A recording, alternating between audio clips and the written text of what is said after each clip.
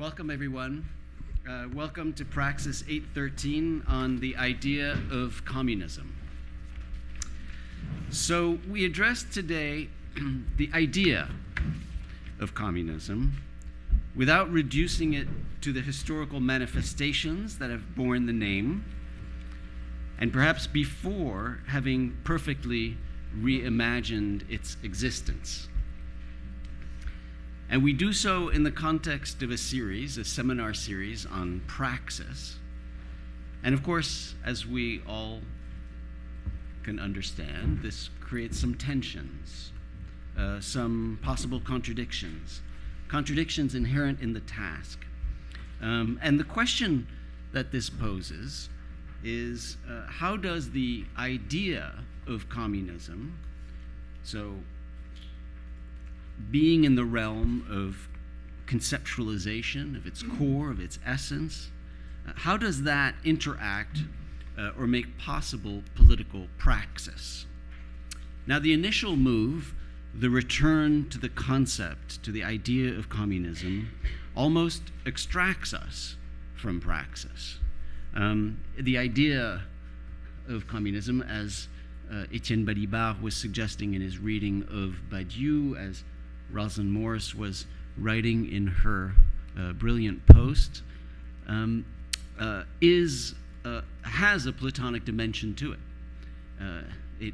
We're talking about the form of the common, possibly, of communism, and that therefore extracts us from history in a certain way, or at least possibly.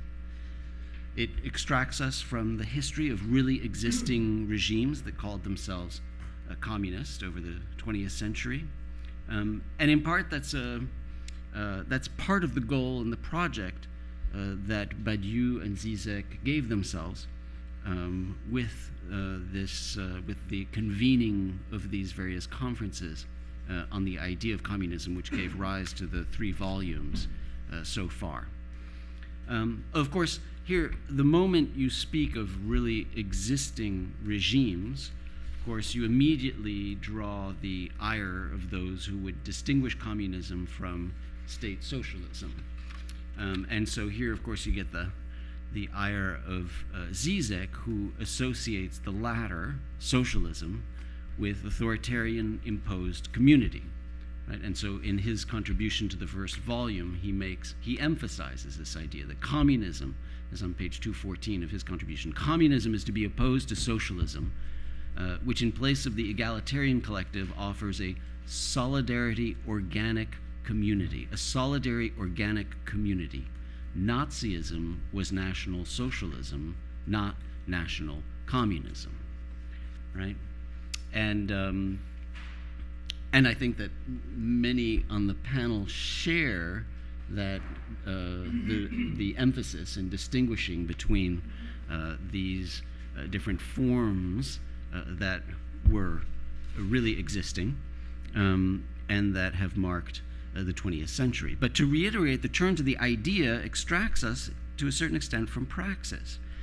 As Peter Hallward suggests in his contribution to the first volume, right, it invites a certain amount of freedom to think, a certain amount of free or reckless speculation, he writes, a reflection on communism as a project or possibility independent of the legacy of formerly existing communism. But it extracts us from praxis in order to reinsert us in perhaps a more proper way into political practice. And so the question that we need to pose ourselves is, how exactly does that work? Now, in terms of the seminar, we've already broached some of these topics, and I thought that it might be helpful just to frame this seminar in relation to some of the previous ones.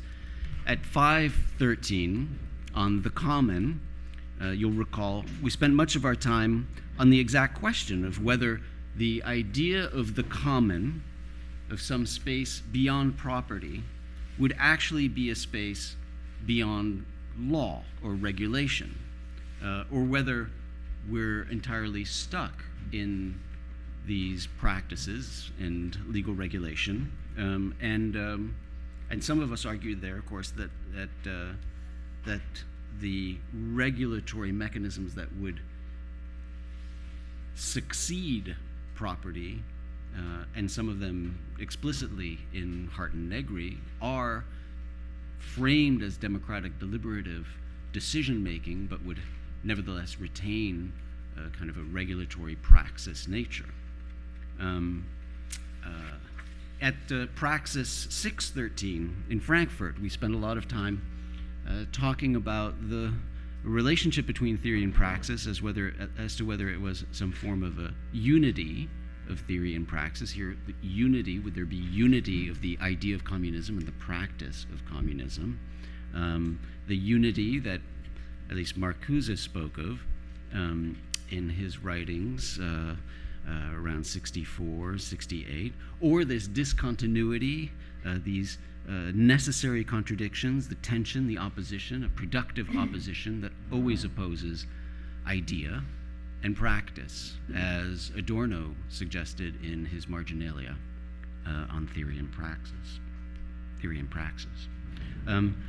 For Zizek, I would say, in some of his writings that we've read for today, it seems as if the idea forces us deeper into praxis. And for him, of course, it's a somewhat Leninist praxis, but the idea is what reveals the illusion of democracy and the need for radical transformation. And this illusion of democracy ending up being the most dangerous thing there is. And so he writes in the third volume, in this precise sense, Badiou was right in his apparently weird claim, quote, "Today, the enemy is not called empire or capital, it's called democracy," unquote. That's Badiou. And it is the democratic illusion, the acceptance of democratic mechanisms as the ultimate frame of every change that prevents the radical transformation of capitalist relations. And so, for Zizek, at least, it seems that there is a continuous path, a unity of the idea and the praxis that emerges. But that, of course, is the question for us today, to try and think through these relations. And in order to help tease them out, we are blessed today to have three extraordinary critical thinkers and practitioners, too. So we will start with Aristides Baltas, who joins us from Athens, a philosopher of science, and a physicist. The title of his dissertation was remarkable. It was on baryonic resonances in the quark model. But Professor Baltas also served as Minister of Culture, Education, and Religious Affairs, and as Minister of Culture and Sports under Prime Minister Alexis Tsipras of the Syriza party. He was himself a founding member of the coalition of the radical left, Syriza, and actively participated in its policy planning committee. He's the author, of course, of numerous books in philosophy and in science, philosophy of science, including in English, Peeling Potatoes or Grounding Lenses, Spinoza and young Wittgenstein Converse on Immanence and its Logic. Now, it's in these multiple roles as philosopher, as praxis, as practitioner, as minister, that we're especially delighted to welcome Professor Baltas to kick off our conversation precisely on the interaction of the idea and the praxis of communism. Now, following Professor Baltas, we will hear from Professor Eduardo Cadava of Princeton University, who joins us again at 1313. We're delighted to have you back, Eduardo. Professor Cadava specializes in American literature and culture, in comparative literature and critical theory, in literary and political theory, in media technologies, in architecture, photography, and theory of translation. He's the author of several books, including Words of Light, Theses on the Photography of History, Emerson and the Climate of History, and Fazal Sheikh, Portraits with Fazal Sheikh, a dear friend also of Professor Baltas. Professor Cadava has been instrumental in curating this particular session and bringing us all together today, so special thanks, Eduardo. We'll then hear from our very own Professor Rosalind Morris, anthropologist, critical theorist, ethnographer, filmmaker, author. We're delighted to welcome Professor Morris back from Berlin, where she's been for the past few months, and we've been missing her dearly at 1313. And she was in Berlin working on her next book and a forthcoming film. She's the author of numerous books, including In the Place of Origins, Modernity and Its Mediums in Northern Thailand, and with William Kentridge, That Which Is Not Drawn, and also with William Kentridge, Accounts and Drawings from Underground, and most recently, The Returns of Fetishism. So we're delighted to have you back at Columbia and at 1313. So with that, let me turn it over to Aristides Baltas to start us off and speak about the exact connection between theory and praxis. Thank you very much. And let my thanks be very deep in a sense, because on the one hand, it's an honor being in this seminar with all of you. Second, the thanks go deeper in a way, because at the moment the invitation was addressed to me, I was just finishing a book, big one, named The Names of Communism, the idea under different names. And the third dimension of thanks is to Ms. Haralambous, who translated the introduction and one of the chapters of the book in perfect English. I admire her for that. And so all this together bring me at a point where I don't really how to say the many things I have to say in a quarter of an hour. Let me just separate my presentation to 3 points, the one being particularly on the idea and the names of communism, and the other 2 trying to implement these ideas in the domain of praxis, more or less, and more particularly in the kind of strange experience I have been having recently as member of a government, taking decisions and participating in parliament and all that. Now,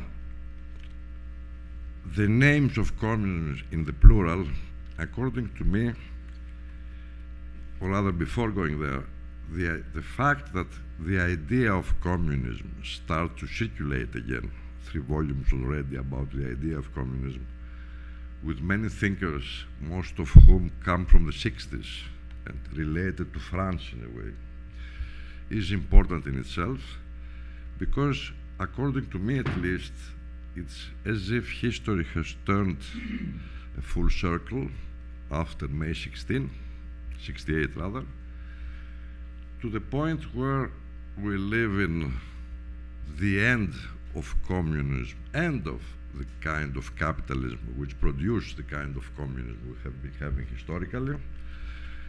And we arrive at the point where capitalism finds itself in a kind of unique way of neoliberalism with no plan B, apparently.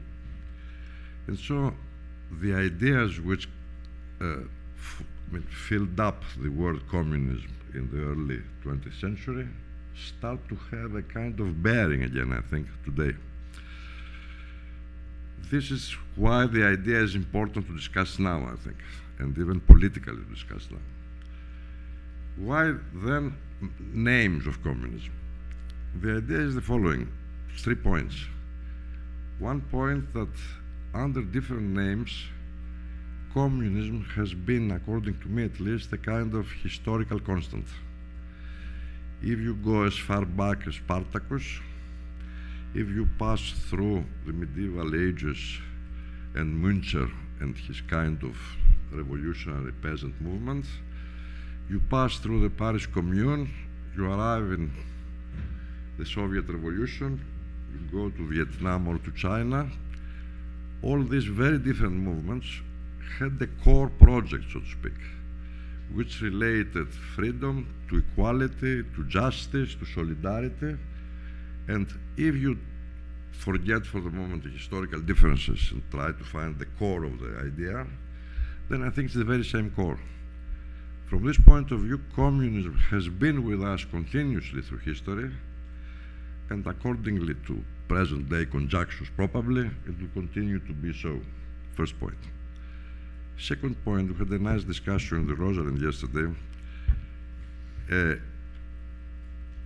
Communism might also be, in a way, I'll try to explain a little better than yesterday, an anthropological constant. In what sense? Very down to earth. If you are a young child in any kind of society, you are grown within a set of rules, of course, in that kind of society. But as a child, you feel the injustice sometimes of your parents, the way they are treating you, independently if you are, let's say, in a slave kind of community or in a high-class kind of community. You feel this injustice, and then the idea of justice comes up with you in a kind of anthropological sense. It's very low, let's say, down-to-earth basis, person to person, child to parents, and things like that. And at moments, even in society where the classes are very much separate and there are dominant and dominated classes, at a certain moment, the dominated classes perhaps start to think, why am I inferior? Why am not like the others, the dominant ones? Once this starts, then this idea of general justice may come up. And if you follow Derrida's way of talking about justice not being deconstructible and things like that, you arrive at something he calls infinite justice, which according to me is another name for communism. So if you take this into account, then you have a kind of anthropological constant related to justice in a very narrow sense, related to the idea of communism. And the third point is that if you forget about the regimes, if you forget about actually existing socialism or Stalinism or things like that, you may start considering communism as actually practical, as actually something to fight for immediately, if you equate it with this idea of justice, an idea of justice which relates equality to freedom, which sometimes are much in conflict. And if you try to do that, then you start thinking that perhaps communism is still among us. It's still a working concept once you start discussing it and trying to implement it politically. And the second thing, and I'm finishing this first point, is that the word communism coming back again is, I think, related to something deep again, which is the responsibility of the left for these 200 years or so. It's up to the left of today to try to understand why the project of communism failed in these kinds of societies, why Stalin led the idea of socialism and communism to where he led it and things like that. And this is something we cannot avoid thinking about it, because thinking about it is also at the same time try to implement it politically today. We cannot do it without assuming the responsibility of this past history. This is the first point. The second point comes more down to earth, perhaps, and I want to discuss it in a way as anthropologically different from being in an American society. What I mean, if you take a minimal Wittgenstein phrase, forms of life, language games, the way the language game around the word politics is being played in Greece, I think, is very different from the way it is being played out in a country like the United States. To give you what I mean by that, the way we use in Greece, and perhaps in Southern Europe as well, the word politics is not related to a profession, as already Weber has distinguished the two cases. It's not directly related indirectly it is, but it's not directly related to activism. It is not related mainly to, let's say, political parties playing games within parliament and things like that, but it's, I think, deeper, going back to ancient Greece and the word polis. Polis, city, citizen, the word in Greece is politis, member of the city, politis, and politics derives directly from there. So doing politics in this kind of context is participating in what is common to society as a whole, what the society needs to do in order to progress, or whichever word you want to place in that word progress, which is a difficult word, how the society is to be governed, what responsibility each citizen has in respect to the country being governed the way it is, and all this kind of thing. So for me personally, and not just for me, for my generation, in Greece at least, doing politics, at least during, let's say, university times, was just participating and having interest of what is happening in your country and the world, participating, trying to participate in all of that, or that, excuse me, was happening, having a stand there, but not, I mean, against what your vocation was, what your profession was, what your study was. It was all going together. I was in France doing my graduate work starting from August '68, just missed May. But there are figures like Lacan, Althusser, Foucault, Barthes, etc., were names in the street. They were not the object of university study. So at the time, I didn't even think that this was philosophy. I thought at the time that this was what everybody should know and discuss. So although I was doing theoretical physics at the time, I mean, all these names were part of everyday conversation, discussions, political activities related to this or that idea, etc. To make the point more abruptly, perhaps, in Greek, the contrary of politis, of citizen, is idiotis, which would translate as private citizen, or not citizen or something, but of course, which is the root of idiot. So you're either a citizen or an idiot.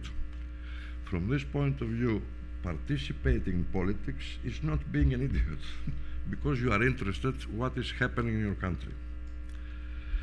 So from this point of view, you need perhaps, we can discuss it a lot if you like, the difference between doing politics in this kind of way and the, I mean, names which are used in a society like the United States related to justice, to equality and things like that, which go by, I don't know, public intellectual, activist of that or the other kind, etc. In Greece, all this should, I mean, go together under the word doing politics or participating in politics. And from this point of view, it's perhaps interesting to make a remark here. May '68 was not just a student revolution, of course. It was not just a philosophical renaissance, as we are taking, I mean, since then, the measure of what was happening in the domain of ideas. It was also, and perhaps most importantly, the longest strike, 10 million workers, the longest in period, about a month, with all the workers taking, I mean, occupying the workplaces, even football clubs were occupied by the footballers. But strangely enough, which perhaps gives a measure of the time, there was not a question that was raised at the time about government, governance, taking power and things like that. It didn't appear. Although Poulantzas at the time was saying that the political level is the level which concentrates, represents, and integrates everything that's happening in society. So the level of governance is the level of concentration, the level of integration, the level of full representation. This was not touched by the movement in May '68 in France. And one, perhaps, reason that It was not such a big historical question. I'm not entering into that here now. But the fact that after that, France evolved in the way it did, most of the names which prominent in that period, even theoretically, dwindled in everyday, dealings with theory in France, and they are reviving outside France, mostly, United States or English-speaking world. So, if you go, third point, the Tsipras government and the experience of governance. The kind of party I at times belonged to, or was close to for years and years, is a kind of party which, let's say, if you want to give it a name, is related to the Euro-communist movement of the late 60s, which tried to be democratic in contradistinction to the Soviet-related parties, communist nevertheless, and which from that time, after the dictatorship fell in 1974 till 2012, the kind of percentage it had in the Greek electorate was something like 4 to 6%.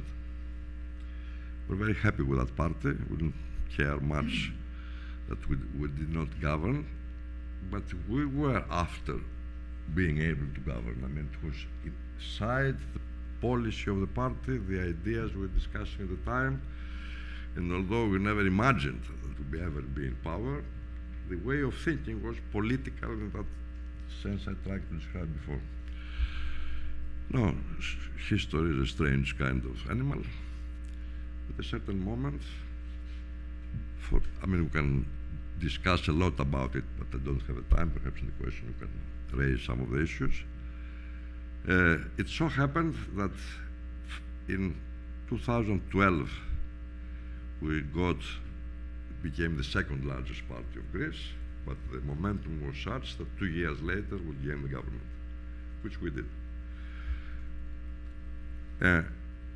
We did gain the government without being the result, so to speak, or the outcome, or a big popular movement getting us there. We won through elections.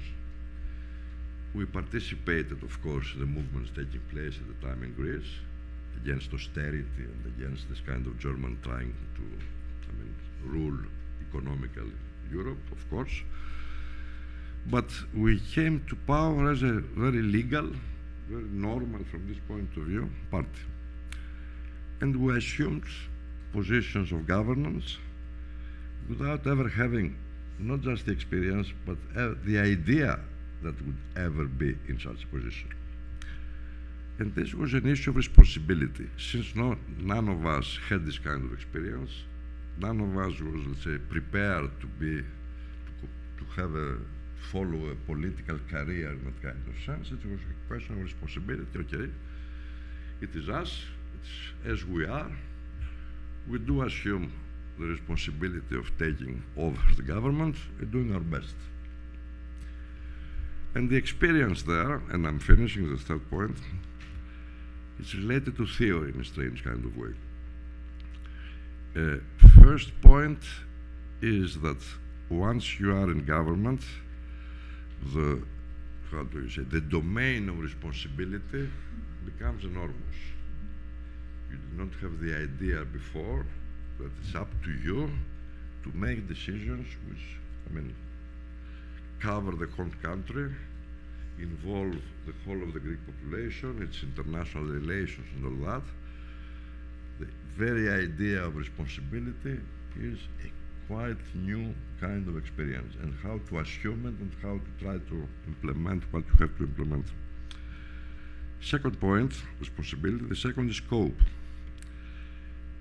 Remember Foucault, he's very well known for one thing, discussing governance, not just government, but governance. And second, he's very well known because he, says that being in a position of power, you gain knowledge.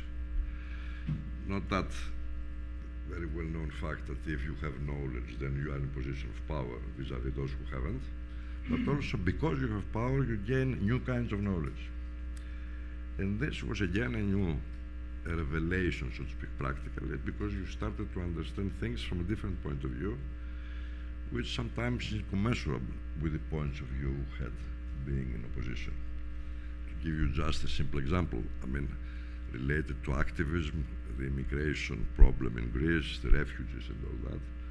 If you are just somebody who's interested in that, and being hospital, you try to do your best to help people who just arrive in Greece, you start to learn people by their names, you follow their personal histories, you understand what they went through to reach Greece, etc.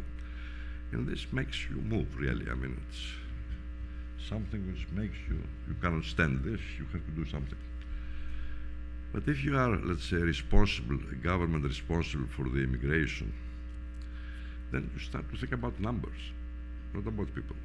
You start to think about, I mean, in mechanical terms, I mean, fluid mechanics, flows of immigrants, barriers to these flows, general political situation of Europe, how to distribute the flows in different European countries and all that. And sometimes you find yourself thinking in numbers, although you don't want at all to think in numbers. You want to think about individual people who have individual histories. Justice is the second, of course, not the first. But you have somehow to bring the two together, and you have to re-educate yourself how to, not to abandon the responsibility of governance because you cannot stand some of this incommensurability even in vocabulary. And the third point is time. Time flows extremely differently if you're in a position of governing. It's extremely dense. Things you have to decide about in the spur of a moment continue to crop up day after day, if not hour after hour. You are not prepared to understand the issue fully before you make a decision. So you have to rely somehow on theory precisely. But you rely on theory in very strange kind of ways. You don't have the time to organize theoretically your answer. You just remember something, or you have read some years ago, you bring to it something very different from another author you already have read some times ago, and you try to find some kind of justification, which is not a real justification ever, of why you took the decision you did. There you discover not just two things about theory, not just the importance of theory, because being exposed to these positions and these ideas, of course, helped a lot. But on the other hand, there are limits. Limits because you cannot not be eclectic. You have to choose this part from this author, the other part from another author. If you think, I mean, take a step back and try to think, this cannot go together easily at least. And you say, okay, I'll think about how they go together in another life or after I abandon government and all that.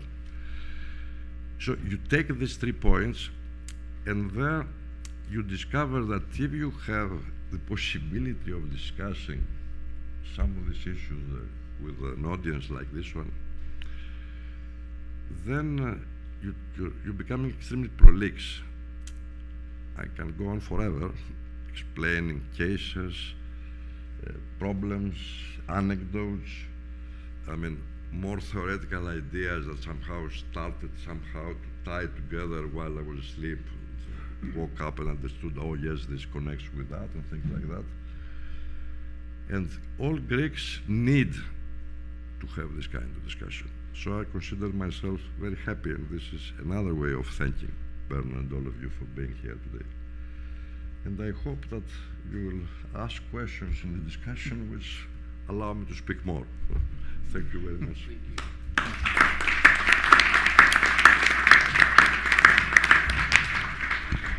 Yeah, and I'm sure we will, because of the kind of the way in which you've lived these experiences that we're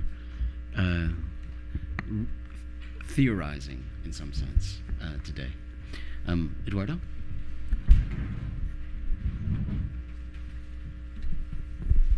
Okay, I'd like to just begin by thanking Bernard for his invitation. and thanking all of you for being here. It's particularly nice for me to be here with Aristides and Rosalind too. I know we don't have much time, so I'm going to organize my presentation around 3 axes. In each case, I'm going to be, in some sense, following the protocol that Zizek outlined in his essay in the first volume, that one has to begin at the beginning over and over. So I'm going to actually focus on 3 beginnings. The first beginning is just letting you know how I came to be here today, I think at the beginning of that invitation. I was present at a talk that Bernard gave this summer at the Cornell School of Criticism and Theory, and the talk was entitled, "What is to be Done?" The talk led to a discussion then about what theorists can do politically, and at a certain point, I closed the session by referencing 5 indices that for me touched on the possibility of agency, transformation, activism, communism, and in particular, Marxism's relation to what many of us do in the humanities, right? Because this was a school of criticism and theory. First index, Noam Chomsky. Chomsky comes to Princeton in 2010, delivers the annual Edward Said Memorial Lecture. At the end of the lecture, a young female undergraduate stands up and says, well, I just don't see any hope. No matter what we do, nothing ever changes. Noam's 82 at the time. He smiles and says, well, I just disagree. You know, a lot has changed since the 1950s. Right? And I think this is just a fabulous thing to tell a 19-year-old, 18-year-old, that the world is so messy that one shouldn't assume that one can change things overnight. And in fact, that I mean, although things can be accelerated here and there, but rather that change requires decades of struggle, decades of collective action across several different fronts. And I think this little anecdote also touches on the evasiveness of direct causal relations between acts and consequences in the world. Second index, Angela Davis. She comes to Athens to give a talk at the Poulantzas Institute in December 2017, and she says 2 things that I like in the talk. One is that we do what we do not simply for us today, but more importantly for the future.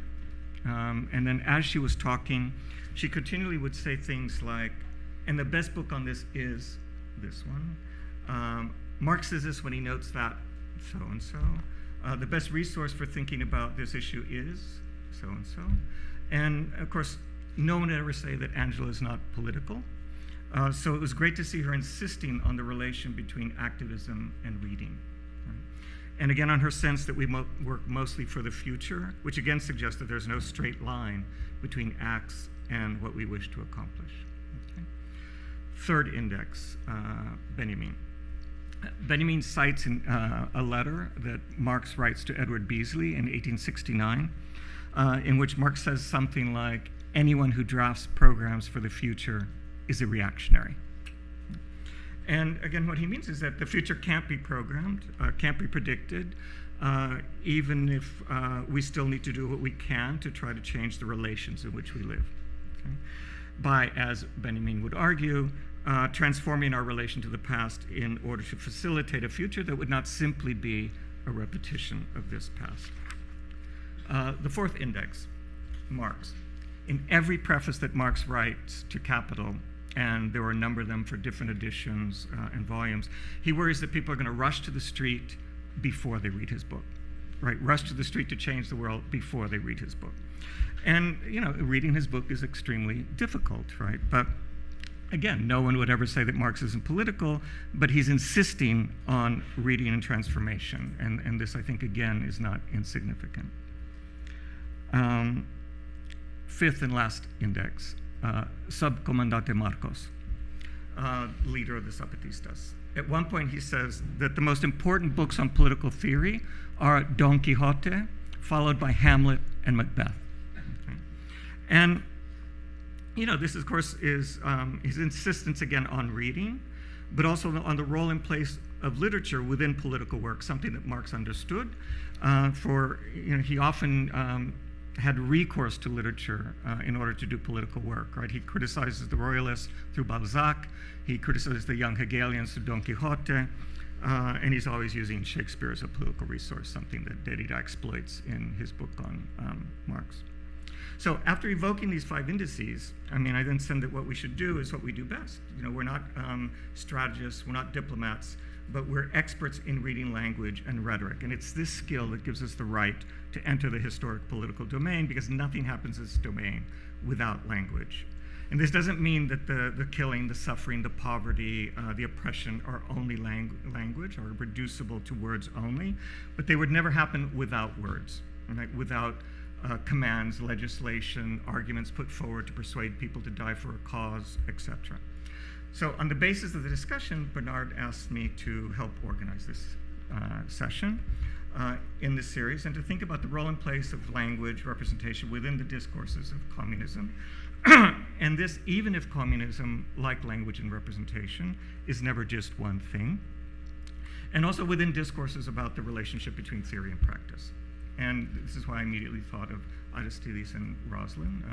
Aristides, you can see why he would be a kind of natural for this, because he's somebody who has been thinking about the possibilities, challenges, and risks of exploring in a manner that's simultaneously theoretical and practical the relations between theory and practice. And Rosalind has for me been one of the most profound embodiments of a scholar and activist whose work is never separable from various forms of political practice on several fronts and always at once. Okay, that was the first beginning. The second beginning is theory and practice. But I began this time without knowing exactly how to begin. And it's because of this that my experience of not knowing how to proceed, not knowing where I'm going, is often my point of departure. Indeed, I nearly always have the sense that I'm advancing in the dark by habit, by instincts, like a kind of animal. And when I find myself in these situations, I often, kind of find consolation in a citation. So after a few introductory remarks, I'm going to begin with a citation that puts the relation between critique and praxis at its heart. And it's a citation that Bernard himself cites in his mission statement for this series, and thus another way of beginning at the beginning. Okay. So I want to begin by returning to the seminars that Derrida gives in 75 and 76 on the relation between theory and practice, since he also begins with the same citation. And he begins by noting that the question, what is to be done, which you'll remember is a question with which Bernard began his lecture at Cornell this summer, presents itself as a task, as an obligation that might begin with a deconstruction of the oppositional logic that so often has governed our effort to think about the relation between theory and practice. And this might involve, as a first step, Derrida suggests, a genealogical project, right? It's a semantic, even an etymological exploration. What does theory or critique mean? What does practice mean?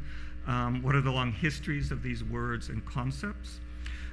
We could reconstruct the very complex, let's say, genealogy of these words and concepts, beginning, of course, with the Greeks, since these words and concepts are at first Greek.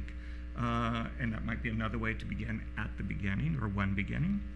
But another point of departure, of course, is the one that we're beginning with today, which is communism. Since communism, the idea of communism presents itself as the field, the specifically philosophical field, in which the theory-practice opposition is still today most central and pertinent. And in fact, I would say that it's perhaps within the philosophical discourse of Marxist tradition that we've had our best chance to think about the theory-practice couple. So that I would even say that the discourses of communism and Marxism, and these are not always the same, are perhaps another name for the investigation, displacement, and even the explosion of the relation between theory and practice. And this is perhaps confirmed by the citation that I want to now turn to. It's the one that I said Bernard himself begins with, and one to which we've returned to time and time again, with, among others, Gramsci, Althusser, Balibar, Badiou, and Derrida, as if it too were another beginning, a necessary beginning, And this, of course, is the 11th thesis by Marx on his thesis on Feuerbach. And you might remember that, of course, the title Thesis on Feuerbach is not Marx's title. It's a title that is given to these fragments by the Marx-Lenin Institute in Moscow when it first publishes the German Ideology in 1932. And it's a title that it takes from a phrase in Marx's book on Feuerbach, in which Engels' book on Feuerbach, where Engels tells us that he found these little fragments, this little cachet of fragments in one of Marx's notebooks. And this is just another way of saying that this question of where things begin is, of course, a central question if we really want to begin at the beginning. So, as you know, the thesis is philosophers have only interpreted the world differently. The point is to change it. Okay. I mean, the first thing to say about this, and this isn't remarked on enough, I think, is that however aphoristic the thesis is, it belongs to an enormous, vast context. Right? The most immediate and smallest contexts are the previous 10 theses. Right? So if we had time, we would have to read each one of these theses and to do so within an even broader context, which would include the political, economic, historical, religious, and even literary contexts from which they emerge, and each one of which incorporates a long meditation on the relation between theory and practice. So what's at stake from the very first thesis, in fact, from the beginning of Marx's thesis on Feuerbach, is the possibility of a revolutionary practice that would transform the way in which we have thought of both theory and practice, that would be a practical critical activity, something that's also confirmed in the third thesis explicitly when Marx writes, "The coincidence of the changing of circumstances and of human activity or self-transformation can be conceived and rationally understood only as revolutionary practice," end quote. So what's at stake is the possibility of a transformative process that seeks to bring forth a future that would not, as I said earlier, be simply a repetition of the past, right? But instead a transformation of this past that might give way to a singular, if unpredictable, future. But this revolutionary practice, and I think this is important to note, especially within our discussion, relies on an entire network of historical relations, and these are relations that can both enable and derail this practice, and it's a practice that cannot be dissociated from a practice of critique. So what the last thesis on Feuerbach suggests is that the interpretation in which Marx is interested can never be possible without transformation. Right? So this points to a question, and this is the way that Derrida formulates it in his seminars on theory and practice, is that does this last thesis mark the end of philosophy, right? Of a philosophy that is content simply with interpreting? Or does it point to a philosophy that would transform the world, a practical revolutionary philosophy? Right? So in the first case, Marx would refer to a general praxis, a revolutionary theoretical practical practice that would no longer be of the order, let's say, of philosophy, that would eventually disrupt philosophy as such. And in the second case, he would refer to a revolutionary practical transformation of philosophy, but without rejecting, repressing, or destroying philosophy. Right? So this leaves open the possibility that Marxist discourse and dialectical materialism always remain a form of philosophy, right? Something that's confirmed in Gramsci's criticism of Croce when Croce's reading the 11th thesis, right? Because Gramsci will insist that the 11th thesis is not a repudiation of philosophy, but of the cynicism of philosophers who would deny the relation between theory and practice. Right? He says at one point that one can only deny philosophy by philosophizing, which is to say by reaffirming what one denies. Okay. Althusser also, of course, returns to this passage for Marx, and he says that action doesn't kill philosophy. Right? So these two are not supposed to they're supposed to be thought together. So this is why in his 68 Lenin and Philosophy, he says that philosophy is, in the last instance, class struggle in theory. And this definition doesn't refer to a new philosophy, of practice, but as he says at the end of Lenin Philosophy, to a new practice of philosophy. In other words, Marxism is not a new philosophy of praxis, but a new practice of philosophy, right? That itself transforms philosophy and, in its measure, even the world. That would be the aim, right? To transform even the relations in which we live. So this refers to a disruption of philosophy by a thought that's not simply philosophical, even though it remains philosophical. And I would say that this helps explain why Althusser also will say that it is only with Marx that we can begin to understand what reading and writing are. Okay. All right, third and last axis, third and last beginning. And this is just to show how this practice might work, to give an example of how literature can in fact become a recourse for doing political work, and especially work that would correspond to the idea of communism. I'm just going to return to the earliest letter we have from Marx, like the first letter we have from Marx. It's a letter that he writes to his father, November 10th, 1837. He's at the university. He tells his father that he's reached a turning point in his life. Yeah, and there's a moment that marks a kind of frontier for him, a moment of transition, transformation, perhaps even a moment of revolution. And he says that at such moments, a person becomes lyrical. Right? For every metamorphosis is partly a swan song and partly the overture to a great new poem. Great new poem. We should like to erect a memorial, nonetheless, he says, to what we have once lived through in order that this experience may regain in our emotions the place it has lost in our actions. So, what you understand that what he's doing, he's writing to his father. He's reached a turning point. The turning point is actually emerging from the fact that he's at the university, he's taking different courses. What he's learning in each course is conflicting with what he's learning in another class. So this is like his first experience with class conflict. And he starts trying to think about, at this particular moment, leaving behind the writing that he's doing, the creative writing that he's doing. He's writing poems to his fiancée, he's writing a text to his father, he's writing a little novel, he's writing a tragedy, a play. What he's saying is that I'm going to leave this behind, and this is the moment when I'm going to start studying law, philosophy, economics, history, etc. This is the moment when Marx becomes the Marx we know.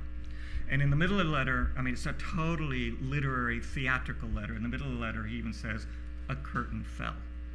Right, so it's this theatrical moment where one Marx dies, the other one enters the stage, and at this point, basically he says that he wants to erect this memorial to memorialize what he's leaving behind, and my argument is that that memorial, which is a memorial to literature, is basically the rest of his corpus, because there's never a moment when Marx is away from literature. As I said, he's analyzing the royalists in relation, I mean, through Balzac, I said the young Hegelians through Don Quixote, Shakespeare's everywhere. I mean, those of you who know, I mean, he would memorize whole sections of Shakespeare's plays and get his children to memorize them. He would take them for walks and tell them stories. They wouldn't say, tell me another story, they would say, tell me another mile. Right? So he is constantly using literature to analyze politics.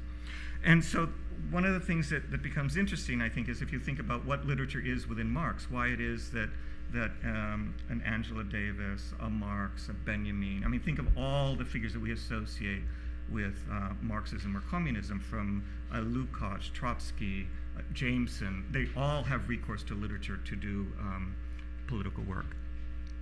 So one of the things that I would say is that if we're thinking about this practice, this communist Marxist practice, one of the ways in which it transforms the way in which philosophy has worked is that it assumes that philosophy is never just philosophy, right? Philosophy is always, from the beginning, touched by history, economics, religion, politics, and especially literature.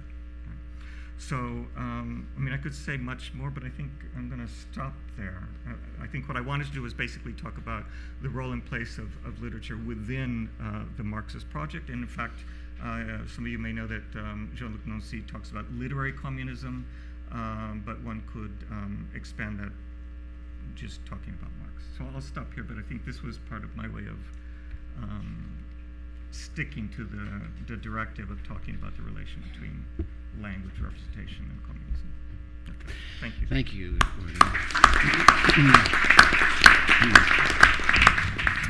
and thank you for so brilliantly continuing that conversation from the summer, and that we'll return to after Rosalind.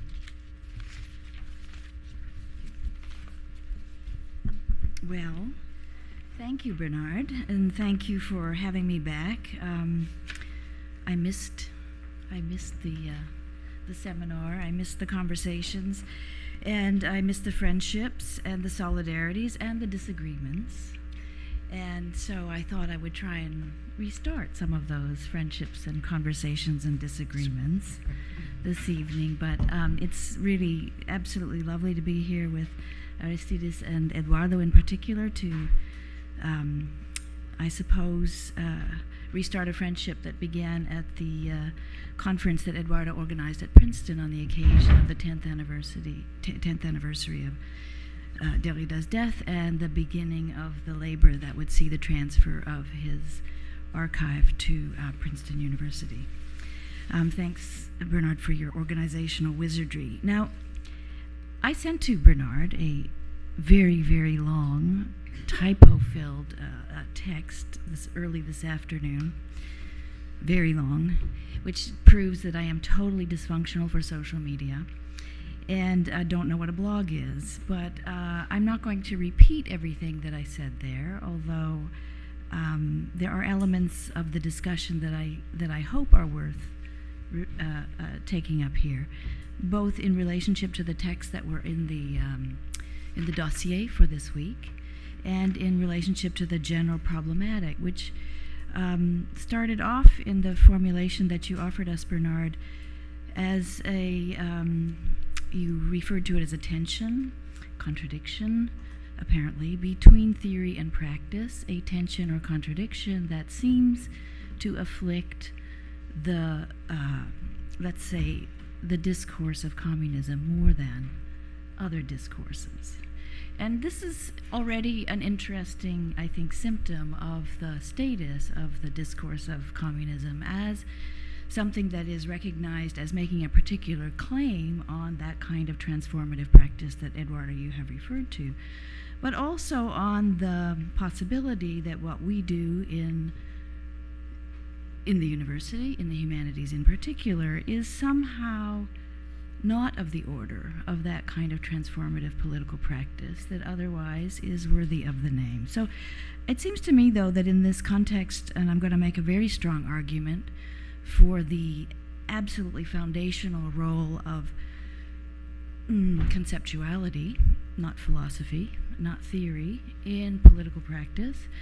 But right now I think it would be useful for us to just assert or recall or think about the fact that philosophy is not theory, theory is not interpretation, interpretation is not conceptualization, conceptualization is not generalization. Although, of course, there are elements of each of these terms within the other, they are not identical. Generalization is not designation, and designation is not naming. So, what I want to do is share with you what I understand to be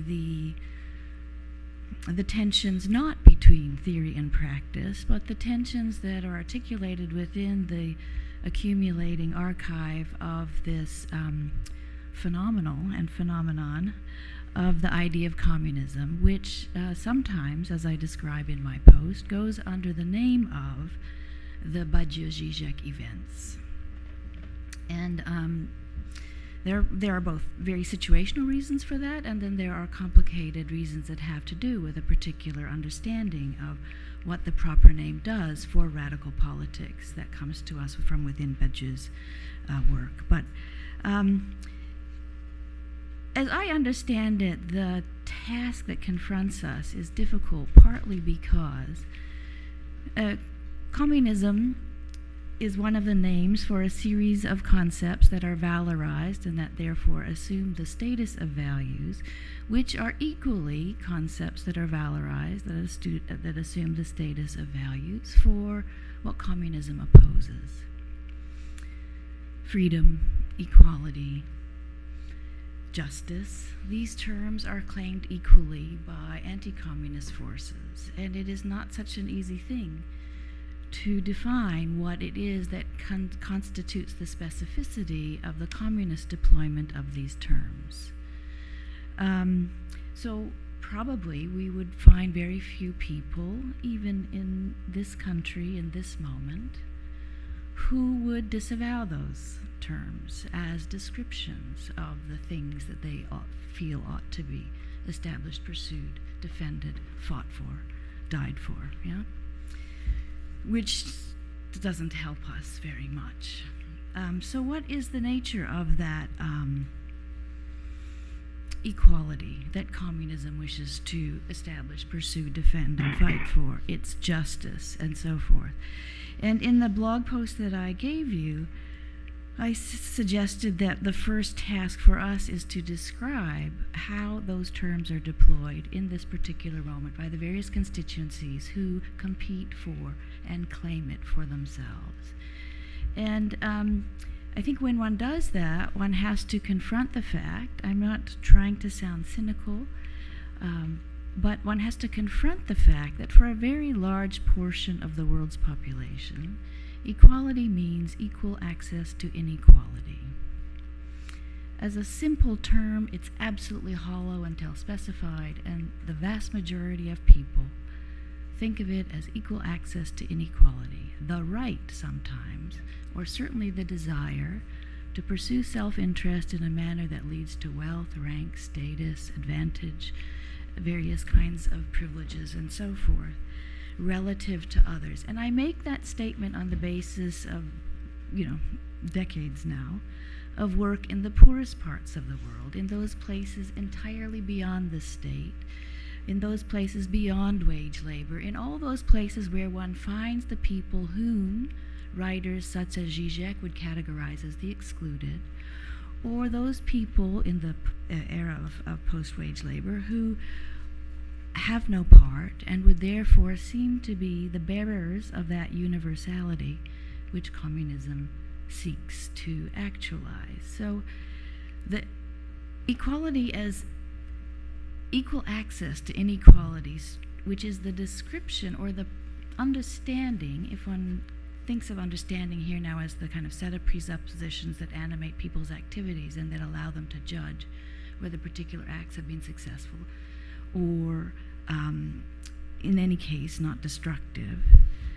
The task becomes for communists to oppose that understanding of equality, and to do so without a kind of absolutely vacuous principle of universal equality or radical equality or infinite equality.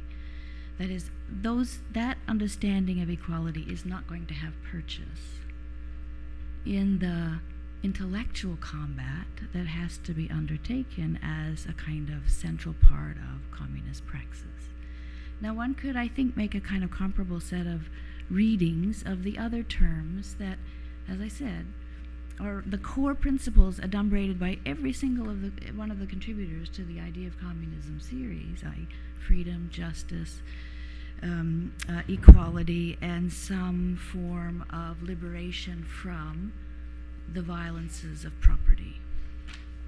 Sometimes private property, but more generally, more radically property.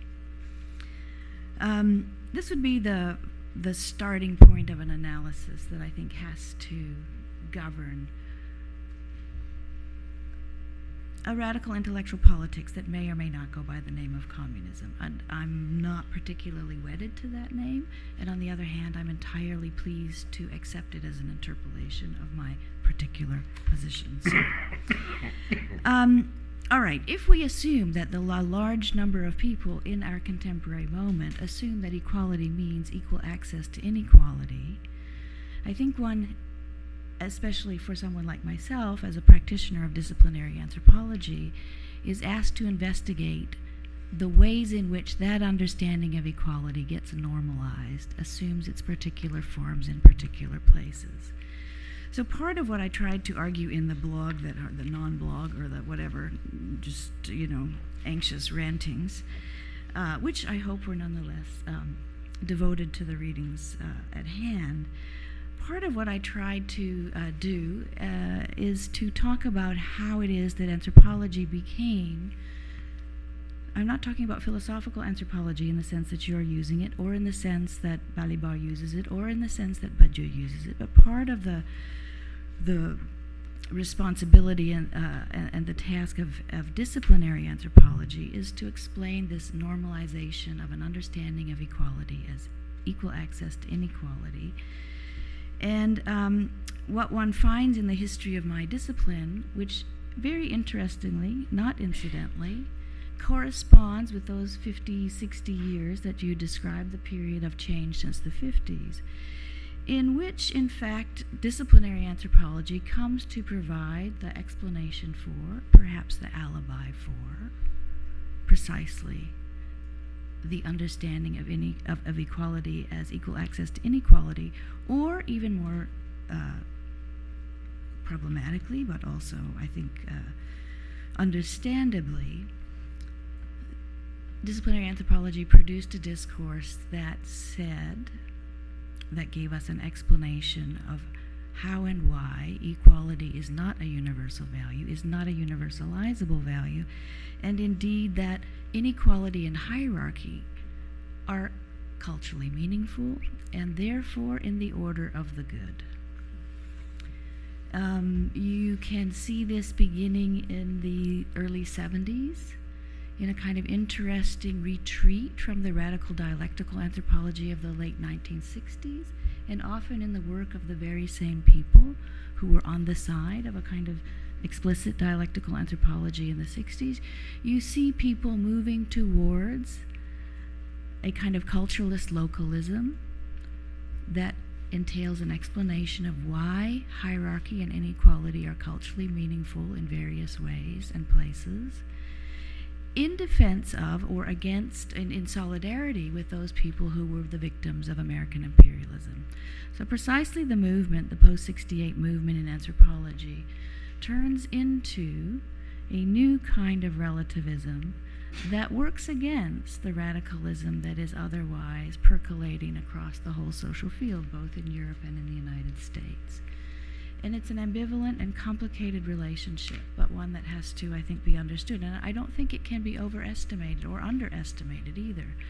How important that anthropological defense of the cultural normalization of inequality and hierarchy has played such a role. So when Badiou, on the occasion of the 2009 Idea of Conference, can express his extraordinary delight, his understandable delight at all these young people who are showing up in the lecture hall at Birkbeck, and whose enthusiasm he reads as a symptom of the resurgence of the idea of communism, needs, I think, to be taken with a certain grain of salt. What does it mean that communism returned in the early 2000s, in the aftermath of the financial crisis? Michael Hart gives us a reading of that sees the financial crisis of 2008 to 2009 as an event in Badiou's sense, something that opens up new possibilities because it is retrospectively narrated as such. Because it is retrospectively narrated as such. This retrospective narration of an event as opening new radical possibilities aimed against the understanding of equality as the equal access to inequality. This is the praxis of a communist intellectual who may or may not be a theorist, may or may not be a philosopher, may be a worker, may be an academic, yeah? This retrospective narration of the event. So in that moment, 2008, 2009, seems to Michael Hart to open up this, to be an eventual opening of new possibilities. Aristides, you referred to 9/11 as an event not unlike 1989, similarly as an event that could be read retrospectively as opening up these possibilities. What is the backdrop to that? What is the thing that makes communism's resurgence visible? The fact that it was the object of utter indifference not just condemnation, not just prohibition, not just disavowal. This is not the period of House Un-American activities, but relative indifference. The idea of communism, for a while, I think one could say, between 1989 and 2008-9, became risible. Now, in my blog, I've suggested that it's interesting to me, as someone who's worked in Southeast Asia and South Africa, that the events that we read as inaugural of these new possibilities were in all cases second occasions. 2008-2009 was a repetition in the US and therefore globalizable, not to say universalizable, of a crisis that had already occurred in Southeast Asia in 1997 with its financial crisis, which in many ways shared significant attributes having to do with overextension of the banks, having to do with unregulated financial sector, having to do with hyperinflation of the ridiculous overinvestment in speculative real estate and so forth. Similarly, 9/11 was a second event. Yeah, it had as its predecessor the bombing of the U.S. embassies in Tanzania and Kenya in 1998. The same players. And as I suggested, a certain security discourse says those earlier events were merely warning signs or trials or preliminary experiments on the part of, well, different actors, different constituencies of that which would be restaged and which would therefore become visible as that which could be retrospectively narrated as an event. An event that opens radical possibilities. If they're radical, they are the opportunity to argue against the normalization of an understanding of equality as equal access to inequality. Well, in Southeast Asia, as I tried to explain in the larger article, the accusation post-1997 that opponents of the strategy to solve the problem through essentially a renationalization of the economy, new protectionisms, populism, and various things were also characteristic of that moment. The response, or the initial effort on the part of the military junta that took over in that time was to designate its opponents as communists. And very quickly in Thailand and across Southeast Asia, this accusation of the newly nationalist, newly populist, anti-radical forces that were also claiming this as an event, competing with the communists to claim it as an event, this accusation was dismissed almost instantly. How absurd. There are no communists left. This is post-1989. This is impossible, yeah? There cannot be any communisms. It is simply a ridiculous leftover, not even a ghost in the machine, as it were. So the re-emergence of communism in post-financial crisis 2008 is indeed a difference vis-a-vis the moment post-1997 when no one could manage to make it seem possible that communism could have something to say. And I think that's a question that is worthy of some consideration. In the essay that I contributed to the Idea of Communism conference that came out of the Seoul conference, I described an earlier moment in Thailand, which is also, I think, important to think through as a way to understand the relationship between disciplinary anthropology and the form of philosophical anthropology that someone like yourself, Aristides, would link to the communist project, broadly and vaguely construed. And that was the turn in the aftermath of the amnesty that was offered almost just a little bit before 1989, the amnesty that was offered to radical intellectuals and others who had joined the Communist Party of Thailand and who had gone into the jungle to fight in guerrilla warfare of one form or another.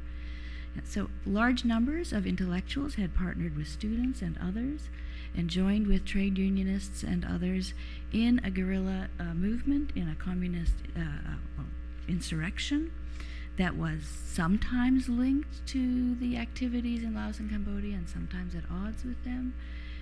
And many of those intellectuals who came back from the jungle became involved in a project that I've described here, the Community Culture Project. And that project offered a theorization, as opposed to a conceptualization, a theorization of why communism had nothing to say.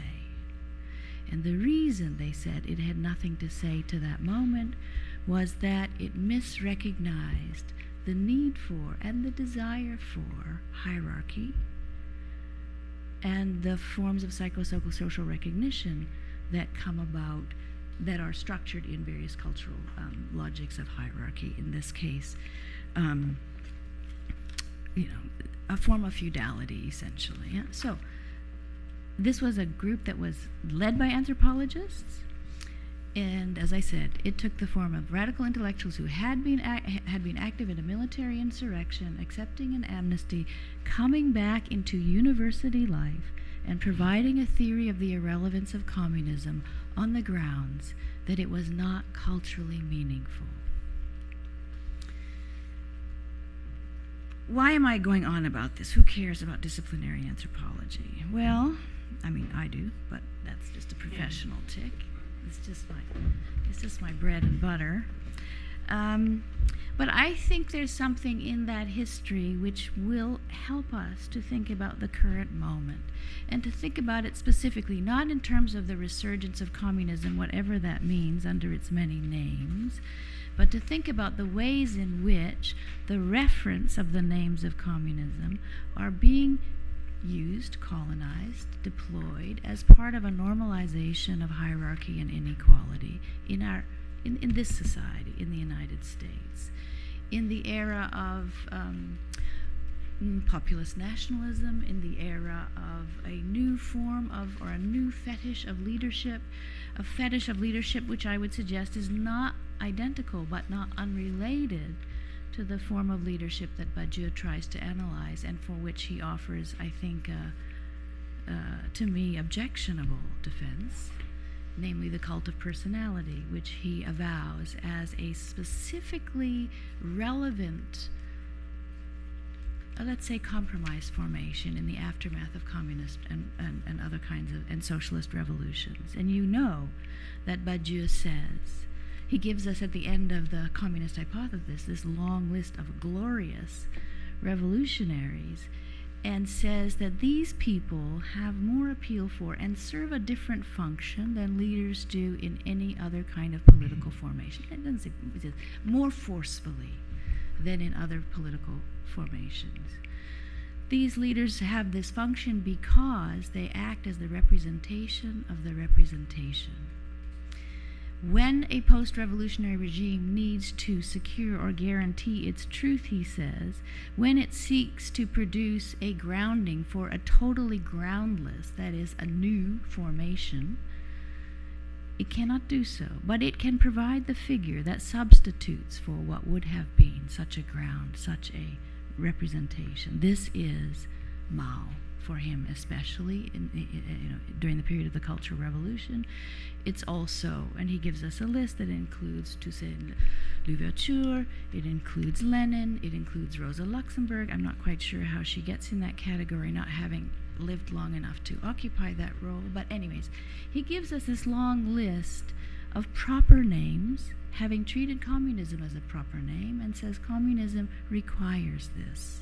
Or at least it is a political formation in which that kind of leadership has its role.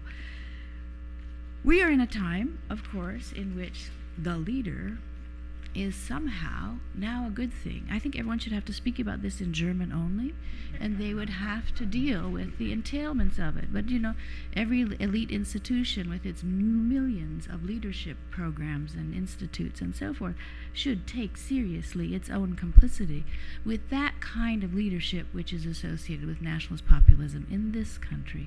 But the kind of, what I tried to argue in this blog, maybe unsuccessfully, is that the leadership of our present nationalist populisms works in a different way, although it also works as the representation of the representation. However, even though we speak of Trumpism, I mean, Trump is one name of the many possible names that could be standing for this kind of leadership. We have examples from Poland, from Hungary, from too many places, from Brazil, I would suggest that what this representation of the representation functions as in our moment, in our nationalist populist traditions, is a function of the incapacity to take the anthropological lesson and incorporate it in the philosophical anthropology of communism. Why is it that all of the nationalist populisms of our time are obsessed with the one difference that stands as the signifier of all difference, namely sexual difference? Why are all the nationalist populisms characterized first and foremost by pogroms against queers, transgender people, and homosexuals? Why are they so obsessed with heteronormative reproductivity? Why are they obsessed with re-domesticating women? I mean, and I'm talking here now about on the both sides of the East-West, North-South divide, the complicity of patriarchies and the complicity of nationalist populisms in some ways is focused in and through this question of sexual difference, what Balibar calls one of the, but above all, the most significant of the anthropological differences, and which a theory of the anthropological constant may not yet address. And I'm not offering a solution here. I think this is a question for us to discuss more broadly. But if, on the one hand, disciplinary anthropology offered an apology for the normalization of hierarchy, and if one wants to take some distance from that, one cannot do so, I believe, without at the same time recognizing the degree to which it was not only a theory but a description of a historical actuality that has to be changed from within. Where does that change from within come? This is where the task of the imagination has to be elaborated. And in my own reading of Marx, I pointed out a couple of different theories of fiction. You will note that Badiou calls for fiction and valorizes fiction as the necessary element in the practical transformation of an event into a universal truth. Only fiction can do that, he says. Only fiction can expose the truth of the real. In a seminar last year, we talked about the fact that Marx writes in the 18th Brumaire that the social revolution will have to take its poetry from the future. And it's interesting why he turns to poetry when he said in the Working Day chapter that the only people who have described industrial capitalism well are novelists, and he gives us a list of all the women novelists of his time. Then he speaks about two kinds of fiction when he is in his reading of ideology. And one is a fiction with fantasy. This is the fiction that is associated with the fetishism proper to religion.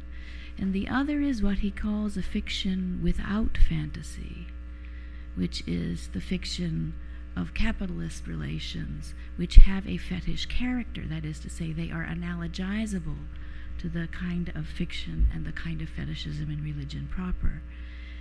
In the aftermath of that description of two kinds of fiction, one with fantasy, one without fantasy, the fiction of capitalism is a fiction without fantasy, a discourse of a fiction of the vulgar.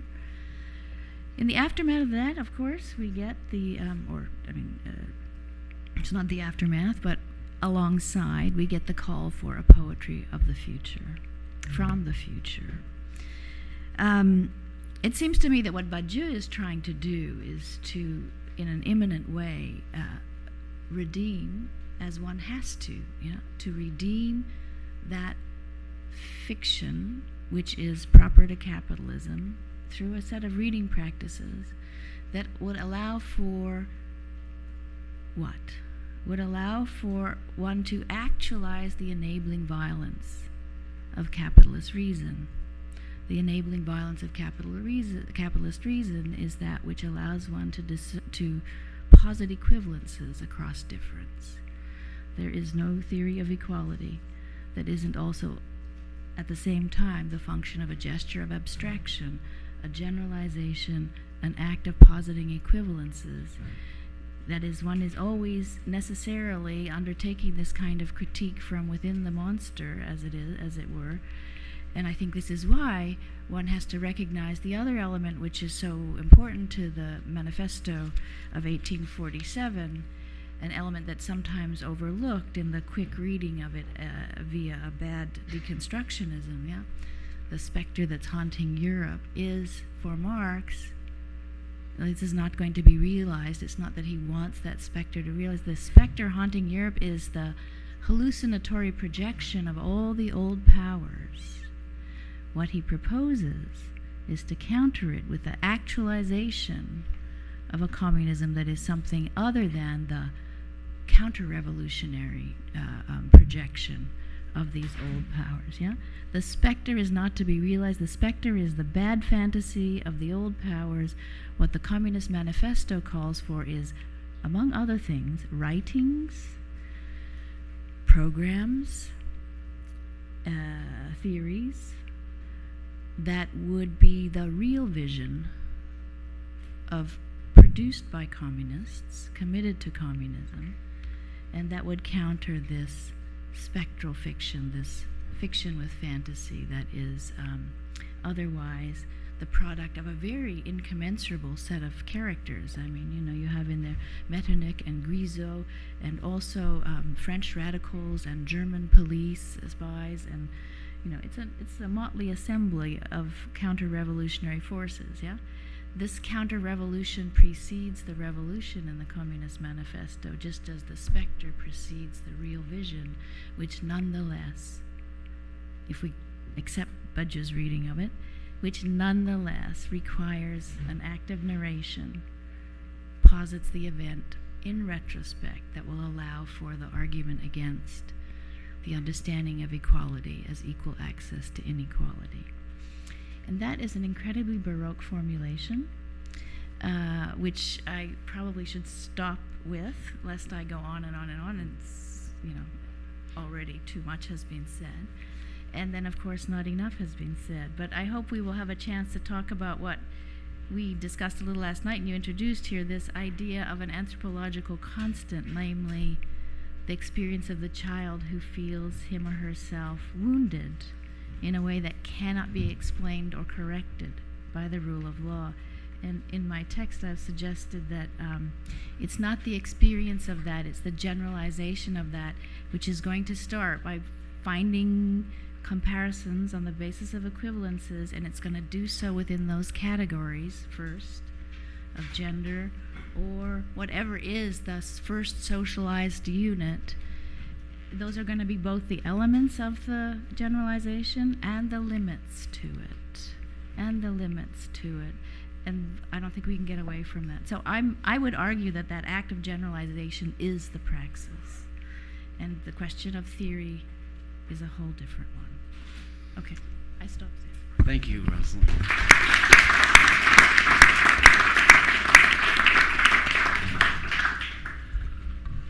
So let me make a few brief comments about the three remarkable presentations we just heard.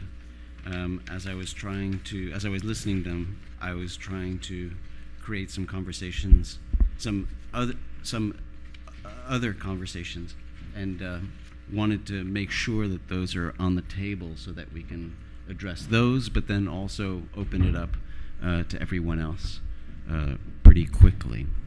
But before making just 4 points, or putting 4 things on the table from these 3 presentations, I thought that Rosalind's question to us about populist movements is so important that I wanted to at least offer a beginning of a thought of an answer, and hope that we'll come back to it.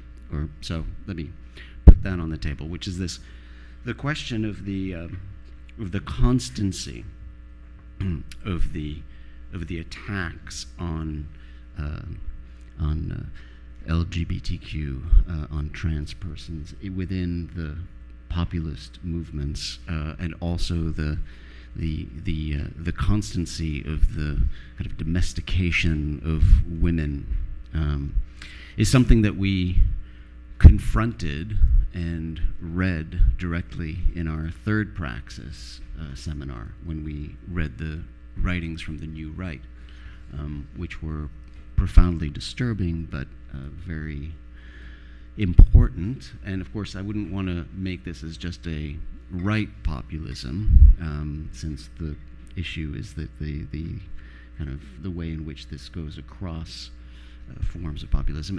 And so what I would initially propose as an answer, but then I think it's something we need to address this evening, is that the element of reproduction is so central to the conception of the people that is at the heart of so much thought that can be described as populist, that it's that element and that centrality of biological reproduction that then becomes the source of so much of the, in part, Darwinist, but so much of the rhetoric of populism that then translates into those forms of discrimination and hierarchization and marginalization. So that's, I mean, so I throw that on the table, but I want to come back to that because it's so important. Very quickly, there were four questions, four thoughts, four dimensions. First, why is it, what makes this evening so much different than our other evenings is the notion of starting, of beginnings, the importance of starting or beginnings, it seems. It's different than our other Praxis sessions. The constancy of the way in which we're always talking about starting again here. And that's such an important trope. So it was a very important piece, of course, of Zizek's introduction in volume, or postface of volume 1, right? We have to constantly start again. It was very central, Eduardo, to your presentation, this notion of starting in various places. And it's also central to the rhetoric about a new beginning, opening opportunities, opening radical opportunities. And it's not just a post-1989 phenomenon, so it's not just a post-collapse of the Soviet Union phenomenon or a post-Stalinist phenomenon. It goes back, as Zizek suggests, to Lenin, 1922, and this idea that, again, right, that's the most important thing to do, which is to always start.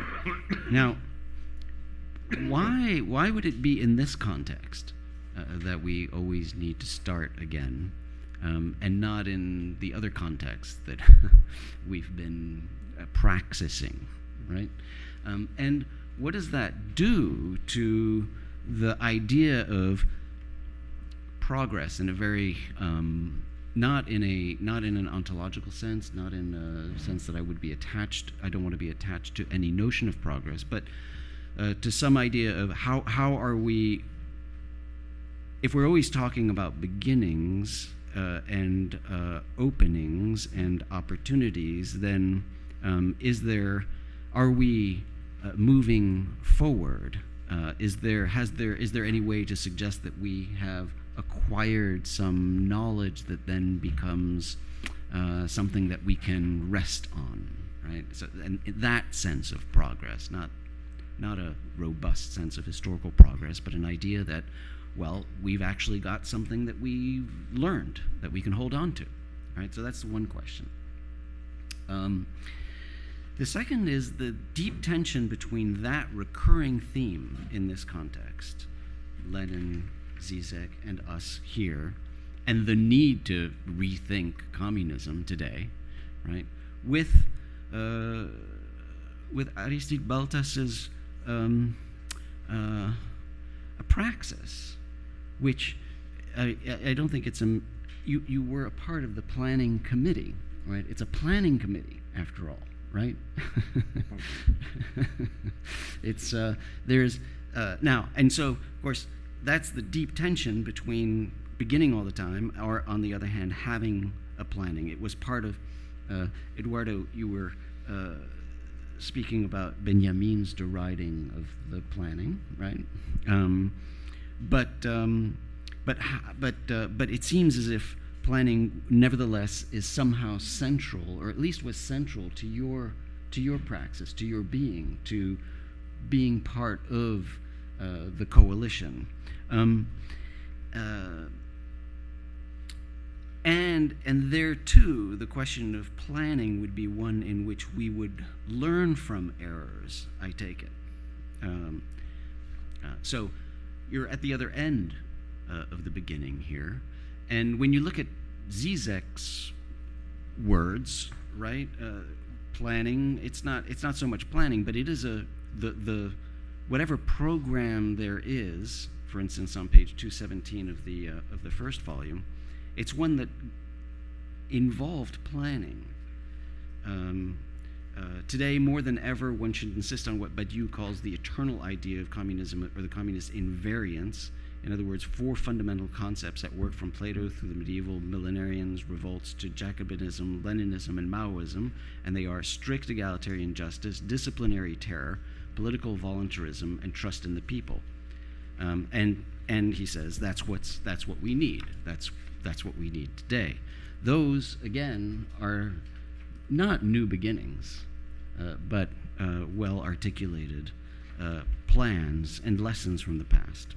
Okay, so that tension. The third has to do with the issues of constancy in the core. I think here there's a deep tension. Rosalind, you ended on this point, but this idea of an anthropological conception, an anthropological constant that Aristide wants to maintain, that you're challenging, but I think we do need to come back to it. It's clear that the constancy can't be those terms simply: equality, freedom, and solidarity, because they are so wide open and belong to so many different traditions. And Zizek talks about it in terms of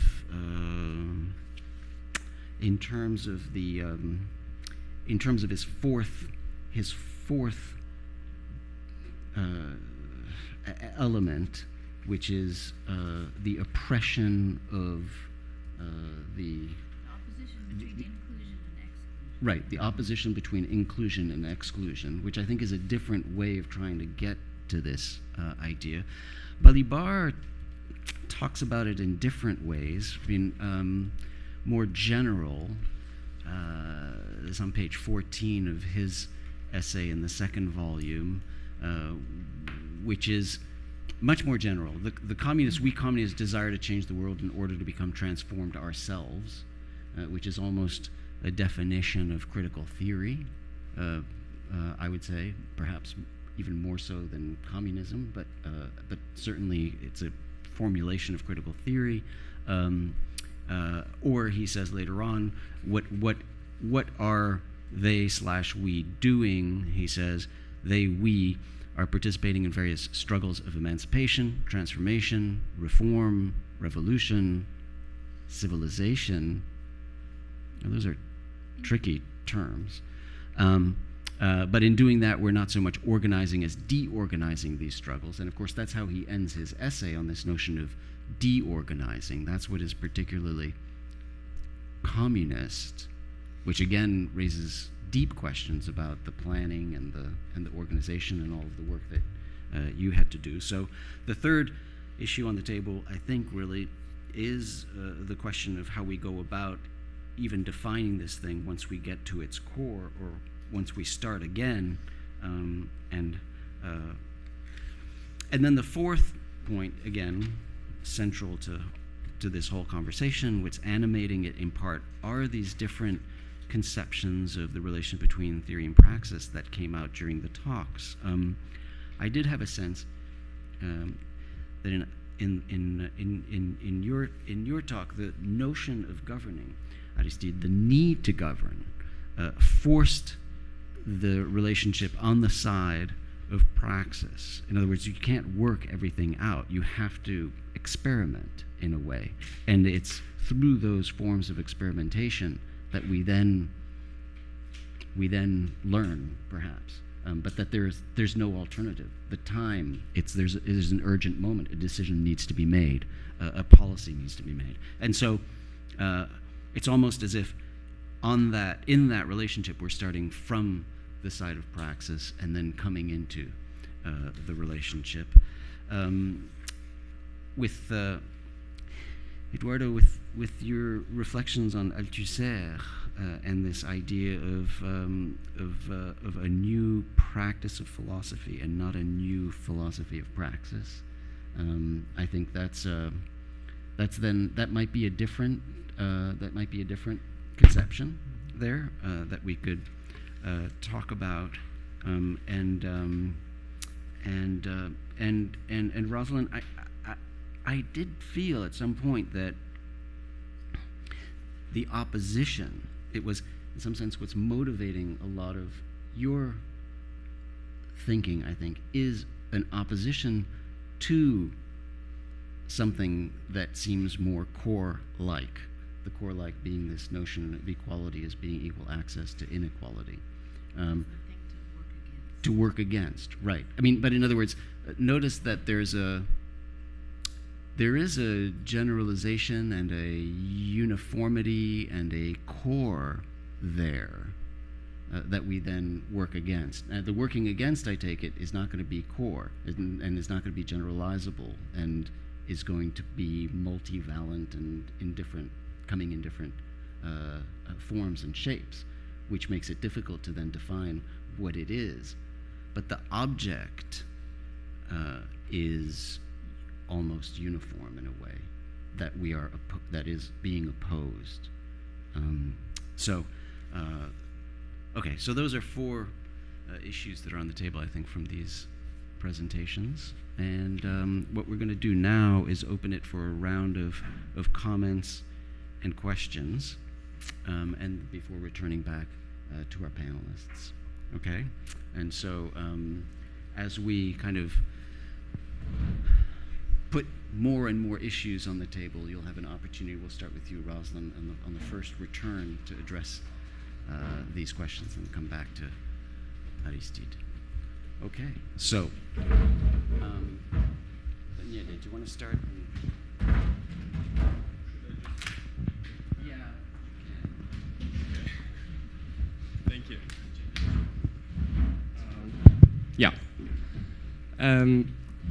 Thank you very much. So I just wanted to add something, because it seems to me that your three marvelous presentations did raise another common concern, which is the necessary relation that transformation and critique have to the past, and how do we treat the past, and how do we relate to that. And so my question is very simple. Does the idea of communism contain a necessary conception of history, a conception of history, a specific conception of history that is linked to a certain idea of progress, or to a certain idea that things will develop for the best, as we can read Marx's manifesto, for instance, or not, and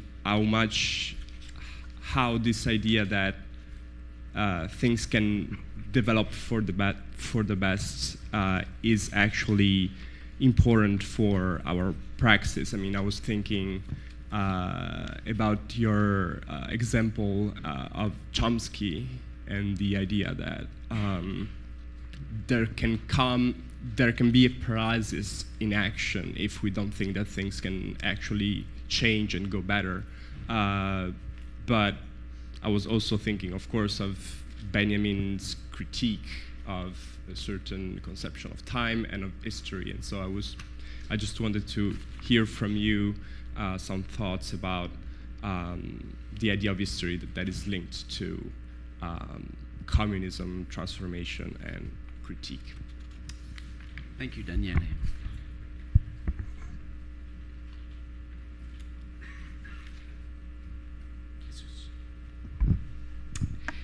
And well, sometimes what happens is I just want to say thank you because it was so exciting.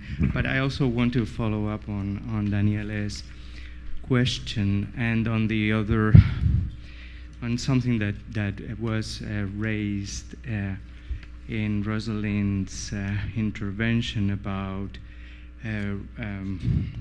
retrospective narration of an event. And we are talking about, when we talk about the idea of communism, there is a drive or a need to historicize and to set up beginnings and to set up origins and genealogies. You mentioned, for instance, Aristides, Baltas, the genealogy of Eurocommunism when you address the question of these movements that raise or that arise sometimes in 2011 and in Spain, in Greece, etc., which is a very problematic kind of genealogy. On the other hand, no, we're talking about Enrico Berlinguer and Georges Marchais and all those kinds of this brand of Eurocommunism. But we narrate that as an origin in a certain way. We turn it not just into a particular, in a critique of that moment, but in a beginning. And the beginning itself is a theory of history. And it is a theory of history that has some sort of theological character in it. The first words of the Bible are Bereshit, in the beginning, bara, past tense, the creation in the past. So that's exactly what we are doing all the time. It's saying, in the beginning, it was this. And that idea, in a certain way, that theological retrospective narrative of those events, I think it is quite important, and maybe by also introducing the element of religion, of theology, of political theology, we could understand some. Maybe, I don't know, I'm not sure, just because we raise it very often when we sit at this table, but we can reintroduce it somehow in order to understand also that idea of communism. You've mentioned Hieronymus Munza.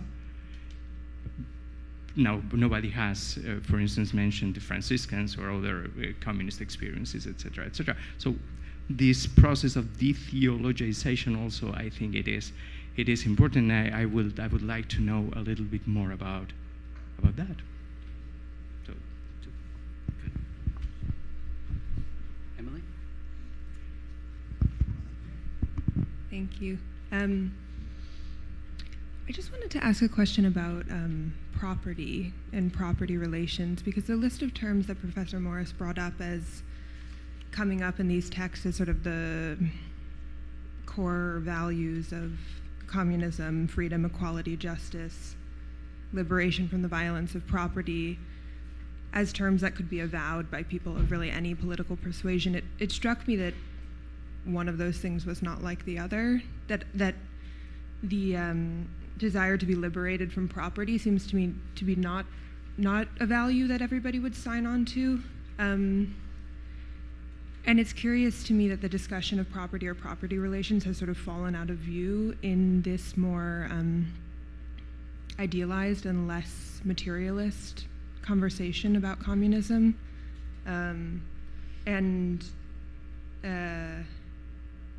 Maybe this is too obvious of a question because everyone takes for granted that that's the content of communism.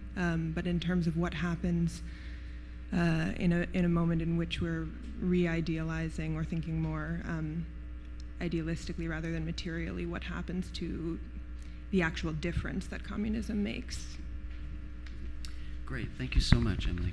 All right, so why don't we start with some reactions and thoughts from our panelists, and then we'll probably open it up for another round. Where should we start? What side should we start? Okay. You want to talk more? Good. All the remarks are extremely interesting. I cannot start really answering the questions or the remarks, but add something which might be a little bit more open to what I tried to convey or what you said. To begin with, program. Yes, I belong to the program committee of Syriza ever since its beginning. Been drafting programs together with other comrades, of course, etc. But the idea at the very beginning was also that what Eduardo was saying, that you cannot capture history within the program. So it's almost by definition, if you try to follow it to the line, it's a kind of reaction or idealistic or something bad to the program. On the other hand, program is necessary for another reason. It's to define where you stand and where you want to go, not the measures you want to take in different circumstances which change a lot, etc. And coming to who you are and where you stand, it's not a genealogy I am after when I'm discussing the idea of communism being important today. I'm just discussing the following, that you remember Fukuyama, the end of history. You remember Tina, there is no alternative. This had a devastating effect on all the left, independently of how close they were to the Soviet Union at the time, or how critical they were to the Soviet Union. It was as if to turn around the point I made before. Now, if you are left, you are idiot. You don't understand where you live. Devastating effect. So, from this point of view, coming back with the word communism is opening, as you said, a new space of possibilities for new social experiments, in some quotation marks. But according to the very wise saying, I think it was Beckett, you fail, you try again, you fail better, and hopefully, failing better and better, somehow you approach somewhere.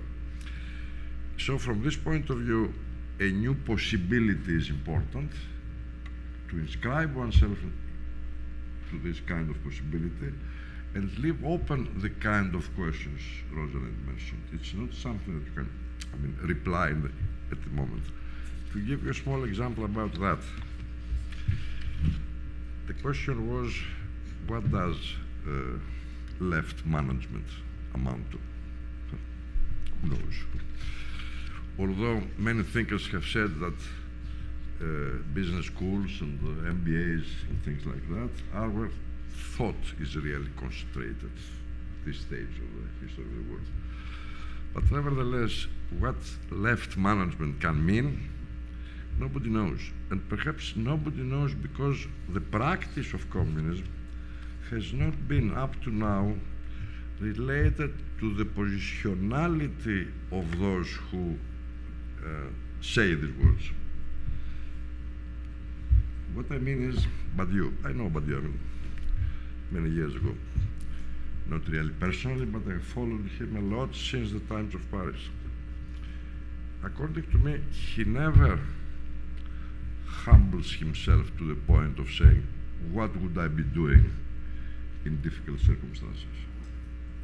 Not being heroic, because he could have very well have been, but how do I respect people who suffer through these injustices, in the more general sense, even class injustices, gender injustice, like that?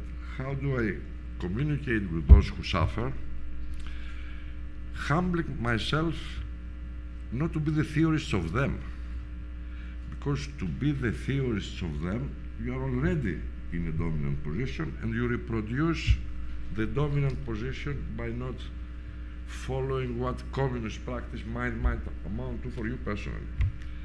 In the book you start to translate, hope you continue, but we'll discuss it. There is a piece of mine under the title, A Couch for Stalin. I mean, trying to approach the question of Stalin, as you mentioned, not in the general sense, the 5-year plans or the kulaks or things like that, but kind of personality could he have in order to act as he did, given that he was, as you mentioned very correctly, he was accepting all this matrix of communism, justice, equality, etc. How could he, on the one hand, accept this kind of, general program, but on the other hand, act the way he did? Not in the psychological reasons specifically, but in the sense of being head of a state.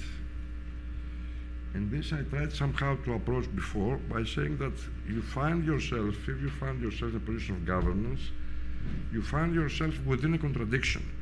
On the one hand, you are fully, personally, ready to sacrifice yourself, probably, with those who suffer, but on the other hand, you have to manage those who suffer. And if you don't keep continuously open this question, this is the couch for Stalin, continuously open this contradiction, then the most probably you just become another kind of leader of the kind of leaders we have been having through history. So the question of communist practice is also how to practice yourself communist relations. And this connects with what Eduardo, I think, said. I mean, I am, let's say, working in reading. I'm working within a university. I try to read well, teach well, be fair to my students and all that. And from a certain point of view, this is enough. It's not asked of anybody to just change his life and go and become a party member or whatever. But he or anybody should have open, I think, the possibility of being called to do something for which he was not prepared, but who has to assume the responsibility of doing it nevertheless, because it has happened with Syriza. I mean, the first beginning, many people said, I cannot change my life from university professor to become a minister. It's possible.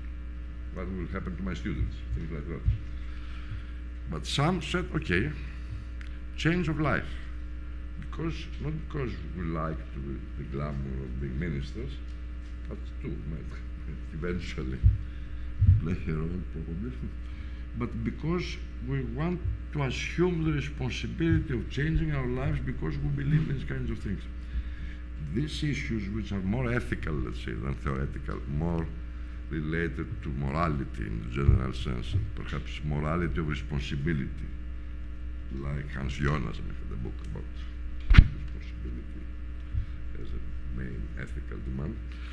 These kind of issues have not been discussed, I think, within the left, but to be in government in a kind of left government with this kind of thoughts at the back of your hand is a continuous challenge. It's a continuous way of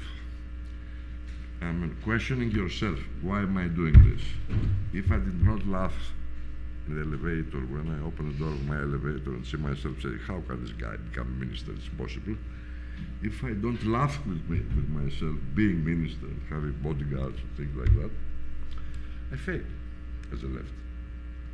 So you have to keep open this kind of contradiction in order to start thinking more general terms and try to find solutions to this, contradictions you objectively face even at the level of language. So this is the first, let's say, and regarding whether history, how you read history and how you go back to genealogy and things like that, I don't think I believe in that. What I would say instead is that the beginning happens after the end, not before. I mean, you start to think where you come from after you finish a whole chunk of, I mean, your own or your political or whatever history, and then you start, oh yes, this came not from Eurocommunism perhaps, but from some very different source. At the moment, I have not the possibility to pinpoint. I can perhaps talk more, but that's okay for the moment. Great. Well, I would like to hear more from Aristides, but let me just say something very quickly and telegraphically. One, in terms of this issue of beginning and how to get started, just a reference. John Cage has this sort of extraordinary performance that he only did once, of course, and it's called How to Get Started. And what he does is he comes into a room, has 10 little note cards, 10 things he wants to talk about. He talks off the first card, 2-3 minutes, and then goes to the second card, starts talking again, but he records the second one over the first one. And then he goes to the third one, and then he records that one over the first two. So as each time he's speaking, third, fourth, fifth, whatever, he's hearing at the same time what he has said before. And this beginning then begins in repetition. It begins in the context of multiple voices and relations, etc. So it's a beginning that doesn't have a strict beginning. And I think this is something that I was even trying to show in trying to track some of the beginnings, that I was trying to do. So this is one thing. The other one has to do with Rosalind's kind of a very important reminder, I think, of the way in which, in the name of equality, liberty, justice, democracy, even communism, many nasty things have been done. Right? So that, I mean, Emerson says at one point that the word liberty in the mouth of Daniel Webster is like the word love in the mouth of a courtesan. Right? So, that this has to do with again, what?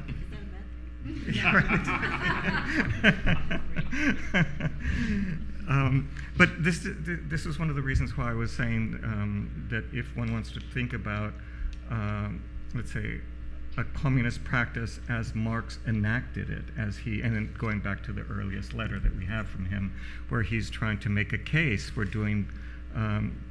for having literature be a resource for doing political work. In other words, I think that Marx has always been another name for the reading of literature. And that's why I tried to track, I mean, Lukács, Gramsci, James, all the way to everybody's reading literature. Sartre, they're all reading literature. So why is that? Why does Angela Davis keep saying, oh, then the best book is this, or the best book is that? I think that this is something that's important, and that in terms of trying to address the issue of the instability of these terms and the way in which they can be mobilized for different ends in different contexts, I think it's not that you want to, okay, then eliminate the concept of equality because it's been used and mobilized in these ways, but you want to see how the word equality does work in particular historical contexts, which involves a kind of effort of reading that term historically in a moment of danger. How do you read historically in a moment of danger? And I think there are many texts that have been referenced today that are manuals on how to do that. I mean, the Benjamin text, the theses, but also the work of art essay, these are manuals, these are training manuals on how to read historically in moments of danger. And I think that the Marx text is also another text within that family of texts, I would say.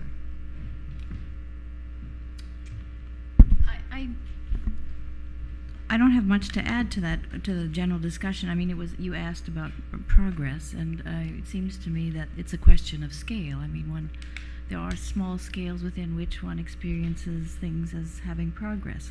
Progress isn't necessarily positive. One progresses towards death and an illness. I mean, progress on the kind of macro level, I mean, I think everyone would acknowledge there is a progressivism in much of Marx that can't be explained away. It's there. I mean, one has to live with it, work with it. I mean, but we don't have to engage in ancestor worship. We don't have to accept that part of the project.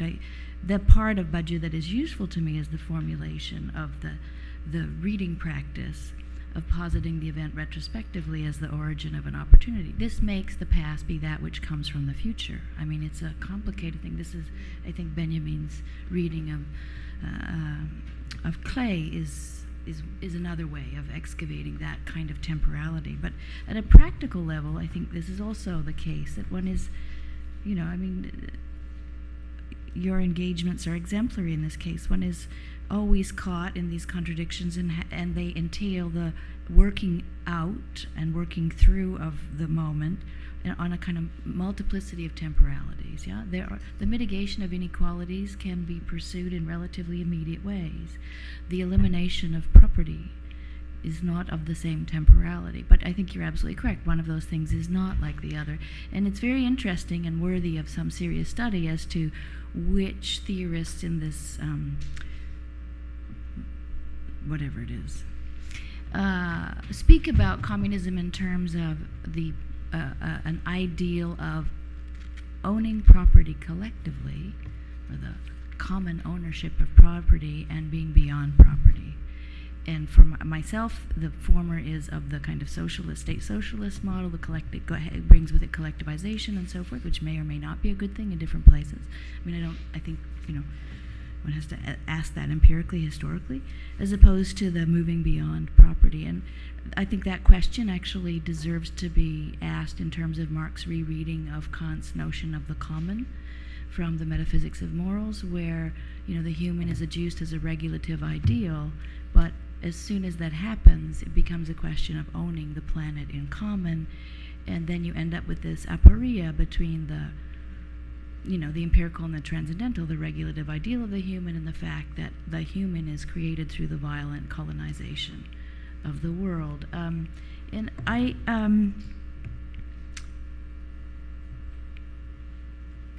sort of feel that you are constantly asking us, Bernard, to answer to a dilemma that is not one, which is that an accusation of a purism and an idealism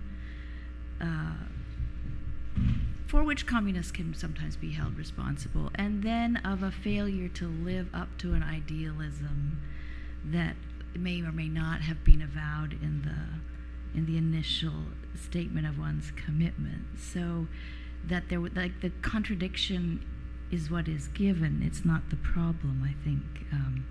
But of course, how people deal with that is incredibly revelatory. I just wanted to read a teeny passage where Badiou answers to the question of what to do with really existing atrocity that is the outcome of horrible practices committed by people in the name of communism. And this is what he says, and there's so much to say about this, but if I just leave it in the room, it might do its work.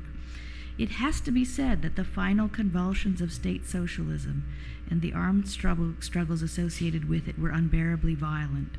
The Red Guards of the Cultural Revolution were, as young people so often do when they are left to their own devices and obeyed the herd instinct, already committing countless crimes during the most confused moments of the Cultural Revolution.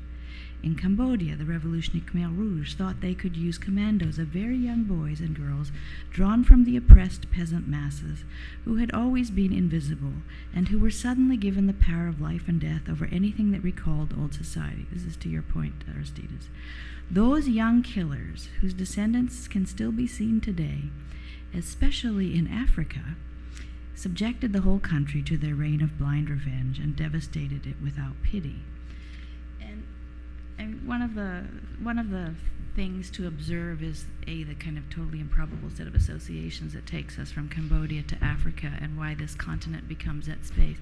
And it has its flip side in Peter Howard's turn to Abahlala Basim Jondolo, the shack dweller settlement movement in South Africa, where Africa is going to give us the example of living communism. These are flip sides. I mean, to your question, Emily, it seems to me that the difference with how one deals with the question of property is important, but the populist nationalists are also, you could say, opponents of finance capital. The problem is not that they have the same words. They're also opposed to that kind of finance capital. The difference is that they won't inhabit the contradiction. They won't use the general equivalence as a basis for a more radical equality. They instead fantasize a return to those structures of identity within which inequality is normalized, hierarchized. It's the failure to live that performative contradiction which is so violent, I think. Thanks. So just one quick comment, and then I'll pass the mic to Camila. So I'm not sure if I'm projecting this tension, or if it's not there. In part, I think it's because we're dealing with a particular literature that has its source, at least possibly with Badiou, and with a particular turn to an ideal form in a way. But I also wonder if there isn't something kind of interesting in the fact that we mention failure so much here, right? Failure of communism, failures of communism in our rhetoric. And I wonder, the word is not, if you talk about capitalism, I think the word that people will deploy would be crises of capitalism, rather than failures of capitalism. If you think of democracy, I think it's kind of the word that typically that resonates as something like, the challenges or something. But I mean, in other words, there's a way in which with communism comes this notion of failures, which can be very productive, and so we can embrace it perhaps. Maybe it's maybe it's the right way to think about it, but a certain way of thinking that is different than in other contexts, it seems to me. And so that's a rub that I seem to be seeing. Camila wants to jump in. Yes. Okay, thank you. So thank you for these provocative presentations. Are sparking a lot of ideas, which is good. So one of the things that I wanted to push on Emily's point, the idea of abstraction and the lack of materialism of the left in the last, 30 or 40 years. In the idea of communism, we have discussed principles. So we're talking about equality, freedom, justice, but we're not talking about forms. And the idea of communism is always principles with some kind of structure. The idea that we don't have structure in a communist society is in a form of idealism, because power relations are not going to go away because we could get away with property, right? We abolish property and we're all good. This is not what Marx said. So in the going to the idea of forms, on the one hand, it would need to actualize or materialize the principle. So if we're talking about equality, what kinds of forms are those that are appropriate to actualize this equality? And then we go back to this idea of politics as praxis, and what is that we are referring with politics. And what was very interesting when Eduardo brought up the what is to be done, and I thought you were going there with your literary analysis, is Chernyshevsky's novel, which is the original What is to be done, and it has to do with forms, because this is a novel that actually radicalized Lenin, supposedly, and it was part of like the cornerstone of many of actually the real populist movement, Narodik, in Russia. So this had as the basic form these solidarity structures. So the idea of equality, peer equality, and this solidarity structures that could be kind of the basis of a new society. And how do we get there? And this is at the point of where the forms come from, and the point of occupying the state machinery, the representative government. This is something that has been a constant in left thinking of the dangers of inhabiting these structures. So, and in a way, it makes me, of course, it's Foucault comes to mind, but more Rancière in the idea of the logic of police. What happens when the left comes to power and starts wielding the logic of police, which is numberings, which is biopolitics in itself. So, and of course, we need these transitional structures, but what do we do with them? And then the point with Rosalind's leadership and Badiou and this kind of exaltation of leadership is that, well, no wonder that leadership is so important. We have systems of electoral systems that are presidential, we have a kingly power that we have institutionalized. So therefore, leadership is important. For the left, it always has been more horizontal because hierarchies are not part of the communist thinking. So what are these forms in this idea of communism? So in a way, not going just only on the idea of principles, but how do we materialize these principles? And this also has to do connected with the decaying forms of capitalism, because to abolish private property is not going to bring communism. So there's all this discussion in Marxist interpretation if it's the emancipation from the abstract labor, so the exploitation of labor or private property itself, or is the market relation? What is that we need to get rid of? And therefore, the form of communism that we need to think now needs to be connected to the decaying forms of capitalism that we have today. So therefore, it's a new idea of communism that is contingent. So the idea of form, bringing back the idea of form. Thank you, Camila. Dana Schmaltz, you have a question. I have a question, a very brief one, that goes back to this aspect of narration and the retrospective narration of the event, which I find a wonderful and very concrete answer to the question what needs to be done or what has to be done. And in the examples, so the retrospective narration of the event, which the narration opposes an understanding of equality as equal access to inequality. And in the examples you were giving, you said these were both second stagings. And this, both 9/11 and the financial crisis, it kind of brings up the question of, so the first stagings were in the global periphery and the second stagings were in the United States. So it kind of puts us on the point of asking the question who narrates and how, of course, there's also violence in literature, and there's a sort of power one assumes by being the narrator. So the question that poses for me goes a little bit, well, it resonates with a more general challenge for critical theory of being situated while being aware that our struggles are global. And concretely, maybe it goes to the question how we can understand narration in a sense that doesn't exclude listening. Thank you, Dana.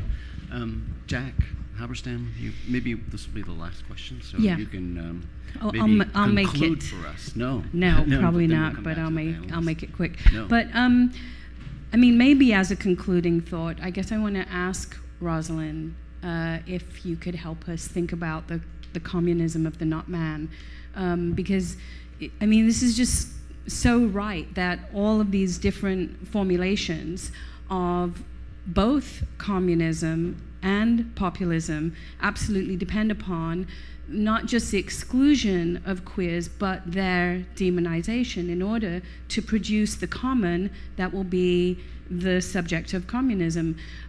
So, you know, where would we're not going to look to Badiou and Zizek for, no. And, you know, I loved your descriptions of these events where they're, you know, so happy with the massive turnout for the events for the idea of communism, which is a kind of, you know, again, a kind of egotistical investment in the idea that communism is an idea that we own. So there's an ownership of ideas that I think we need to take on in order to think about what would we build a communism of the not man on. It cannot be on justice, equality, democracy, and so on, because those have been produced as the building blocks of a normative conception of the political. So we need a non-normative conception of the political that will answer differently, for example, to questions about the body. Paul Preciado has a great countersexual manifesto that calls for a somatic communism, and that would be a kind of cool concept to take up here, a somatic communism in which the revolution doesn't just take place out there, it takes place in here and is ongoing and is part of a transformative understanding of the body. But then there's also a text that I think this group sort of dismissed in Praxis 1 or 2, which was The Invisible Committees Now, where they argue for a destitution of all of the institutions upon which our current understanding of the political depends. And that's a destitution of the law, a destitution of medicine, a destitution of the university. And I watched, you know, the Praxis for that text on tape, and nobody was buying this. But you do a little bit, Rosalind, in your piece. You're sort of recognizing that you have a whole thing in here about a destitution that Badiou turns away from because he's reinvesting, as we see over and over again, in the universal, in a commonality that is not at all inclusive, and that does absolutely depend upon the exclusion of anyone who typifies or represents difference. That will become identity politics for him. And so you sort of suggest that there's something alarming to him about this destitution, but I want to suggest that the destitution might be one of the building blocks of the communism of the not man. Mm-hmm. Thank you, Jack. So I think that would be a great place, Rosalind, for you to give us your final thoughts, and then we'll move back this way. I'm not prepared to give up, equality as one of the building blocks of communism. And but as I said, what that means is incredibly difficult to pin down, and hence the kind of retreat into a kind of tactical understanding of the mitigation of inequality as the reasonable, not rational, reasonable beginning point. The task, I think, I agree with you totally. I think maybe Kamala has a somewhat different understanding that the most immediate task, of course, this is Marx too, is to transform ourselves in the act of transforming the world. This is not, but this cannot mean that everyone assumes the same posture of radicalism. It can't mean a generalized queerness. It can't mean a generalized destitution. And I guess where I get anxious about that, and I just, where I spend most of my time when I'm not here,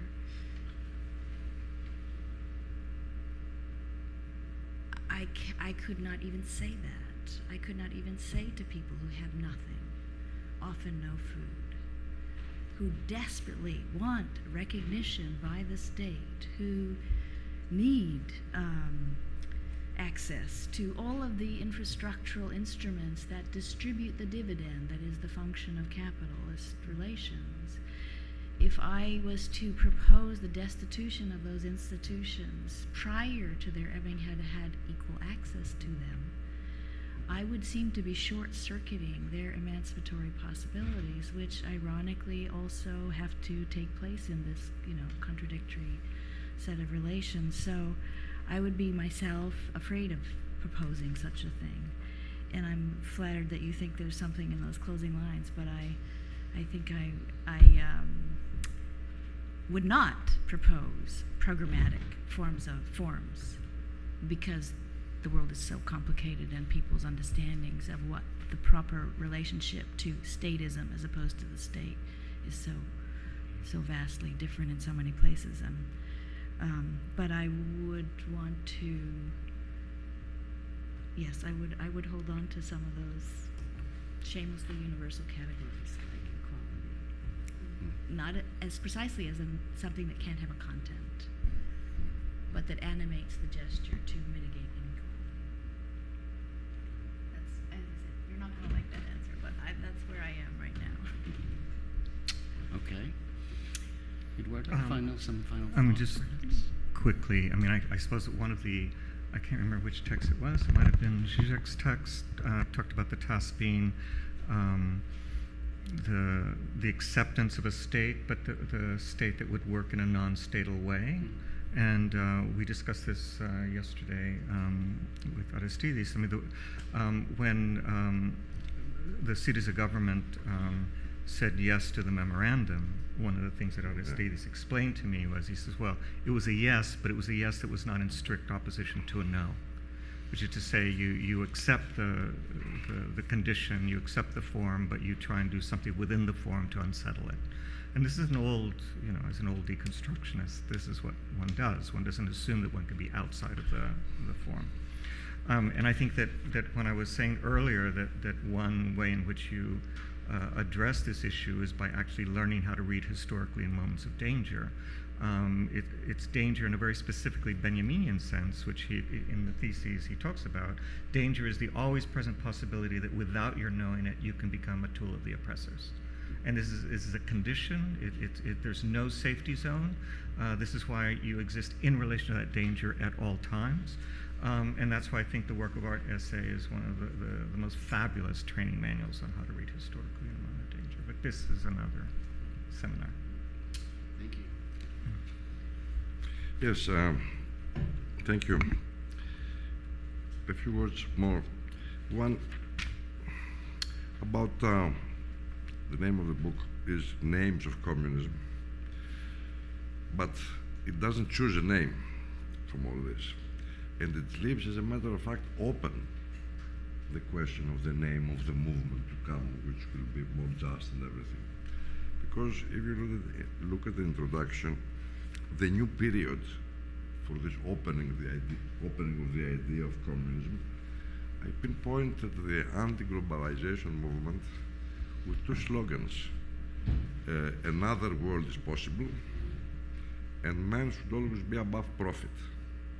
If you take these two slogans together, according to me, they point at communism, but without daring using the name. They are in search of a name, because there has been all this kind of slander on the word communism and all that. So nobody is ready to carry the burden of this slander by, proclaiming the name of communism. So I try to leave this open, while opening the question of communism on the basis of responsibility of the left toward its own past. This more or less connects with why I'm absolutely for the word communism. Second of all, the word communism is about infinite justice. So this is a big deal. It's beyond and above all present inequalities and those to come, etc., etc. Justice towards everything living and not living, justice towards the past, towards the present, and all that. This is a kind of regulative ideal, if you want, in a very vague sense at least, which somehow gives you a way of gauging where you are, what you are doing is what you have just done, just or not. One point. Second point, about being open to the contradiction you mentioned. I don't know if you realized what has happened with Greece. Syriza came to power in January 2015. There were 7 months of negotiations with the Europeans, but it was not negotiations really, it was a war. The war was of a totally novel kind for us, because the opponent was mainly Germany and the German Minister of Finance, Schäuble, who, it appeared through this kind of negotiation, what he wanted us, after all, was to get out of the Eurozone and eventually out of Europe, because he wanted a Eurozone which would be concentrated around Germany and perhaps the Baltic states, which are close enough to the idea of Schäuble, against the lazy South, against all these people who are creating continuous trouble because they don't obey the strict rules of austerity. So this was a war. During this war, if you followed, a little bit what was happening, on the one hand you had all the know-how of all the Europeans on the one hand, plus the IMF, millions of counselors, computers, etc. On the other hand, you had a very small team of Greeks, just coming to power, not knowing anything about power, negotiating at this level, sometimes sleeping two in the same room in Brussels because there was no money for more rooms. And they managed through these negotiations to be on equal terms with the opponents. And the climax of the drama was the ultimatum, which was followed in the world with this is a coup. And the question is, what should Syriza do under this kind of circumstance? It was a very difficult decision, historical in a sense, and personally for everybody concerned, because if we compromised, then everything we stood for during this part of the negotiations, we kind of, we abandoned what we were seeking, as a matter of fact. If we did not submit, did not sign the agreement, then it was almost certain that Germany would prevail, Schäuble would prevail, send us out of Europe, of the Eurozone and Europe in general, either with a bailout loan from Germany, but in drachmas now, which would be, you understand what it means, or with no loan, which could be total, complete disaster within a week. So on this basis, we had to negotiate and accept the compromise. The compromise was a little bit better, not much better, but a little bit better than the previous agreement, the previous government more or less agreed, a little better. But for us, it was a kind of defeat, and we had to give an explanation to this defeat and go on from there. So what we did, I think, is unique in the history of, governments. This has not been understood, I think, internationally. It was a kind of accepting the contradiction. On the other hand, we signed the agreement, and we implement the agreement as we signed. We honor our signature. On the other hand, you asked about property. We do not accept the property of the program. They were pushing us, you can't really govern without accepting the property of the program, have it as your own program. We said, no, this is not our program, it's your program. We implement it, but please allow us not to accept the program ideologically. And on the other hand, on the margins of the program, we try to implement measures which are class-oriented almost very strictly, against the rich and for the poor, let's say it, in that kind of term. This was not accepted easily, but through the negotiation and all the general situation in Europe, eventually most of them are accepted. And now after 3 years, and after for the first time in these past years in Greece, after signing the agreement, we went to new elections, presenting the program we had signed and saying, Greek people, this is what you will suffer with us. This is the program we signed. And they voted for us again, to suffer with us rather than with the political opponents. So from this point of view, it's a kind of contradiction. We accept the contradiction, and as you said, it's always open where this contradiction will lead us. Because on the one hand, there are forces pushing towards us, accepting the property of the program, become normal in that kind of sense. And also there's the other side which pulls in the direction of, let's say, in very, very general terms. And to finish with an example, the state, working within the state, what you do within the state, which in Poulanjas at least is considered as a terrain of class struggle, not just an instrument, open to forces which fight each other, and all that. To give you an example, very concrete, the Greek state system is extremely centralized. So practically everything passes through a signature of the minister. So being a minister of education, I had to sign practically everything. For example, if Eduardo had been invited to give a lecture to some university, eventually I would sign that, yes, please give him the money. It's almost as much centralized as that. The school system is centralized in the same manner. And so the idea was the following. Instead of having, let's say, schools, each of which is separately linked to the central bureaucracy of the ministry, try to have horizontal connections between the schools, and instead of having everybody come to the ministry to discuss issues, the minister and his team goes to the schools in place to discuss the issues. So this gave, as long as it lasted, because there were changes in government after that, it gave a kind of, in the ideal limit, a withering away of the state, because the state disappears within the schools. Take it a little bit figuratively, not too much. Okay?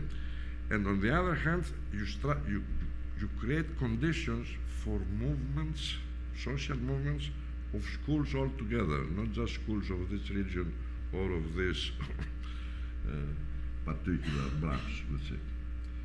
A kind of example which is nothing big, it's not, creating supports in the world, it's not something very important, but it's the kind of measures which you could implement in the kind of contradictory position we find ourselves in, which give forces somehow to the left without making too much noise about that. We don't want to propagandize how big our leftist measures are. Not at all. But at the same time, try to discuss with people at the level of everyday concerns of them without separating those who, let's say, belong, because it's centralized in that way as well. Either you belong to this party or you belong to that one, you are close to this or too close to that, you are not. It's almost impossible to be neutral among parties. So we don't care which party you belong to if you accept to work with all the others for the good of the school, let's say, for the good of this kind of horizontal connection among schools.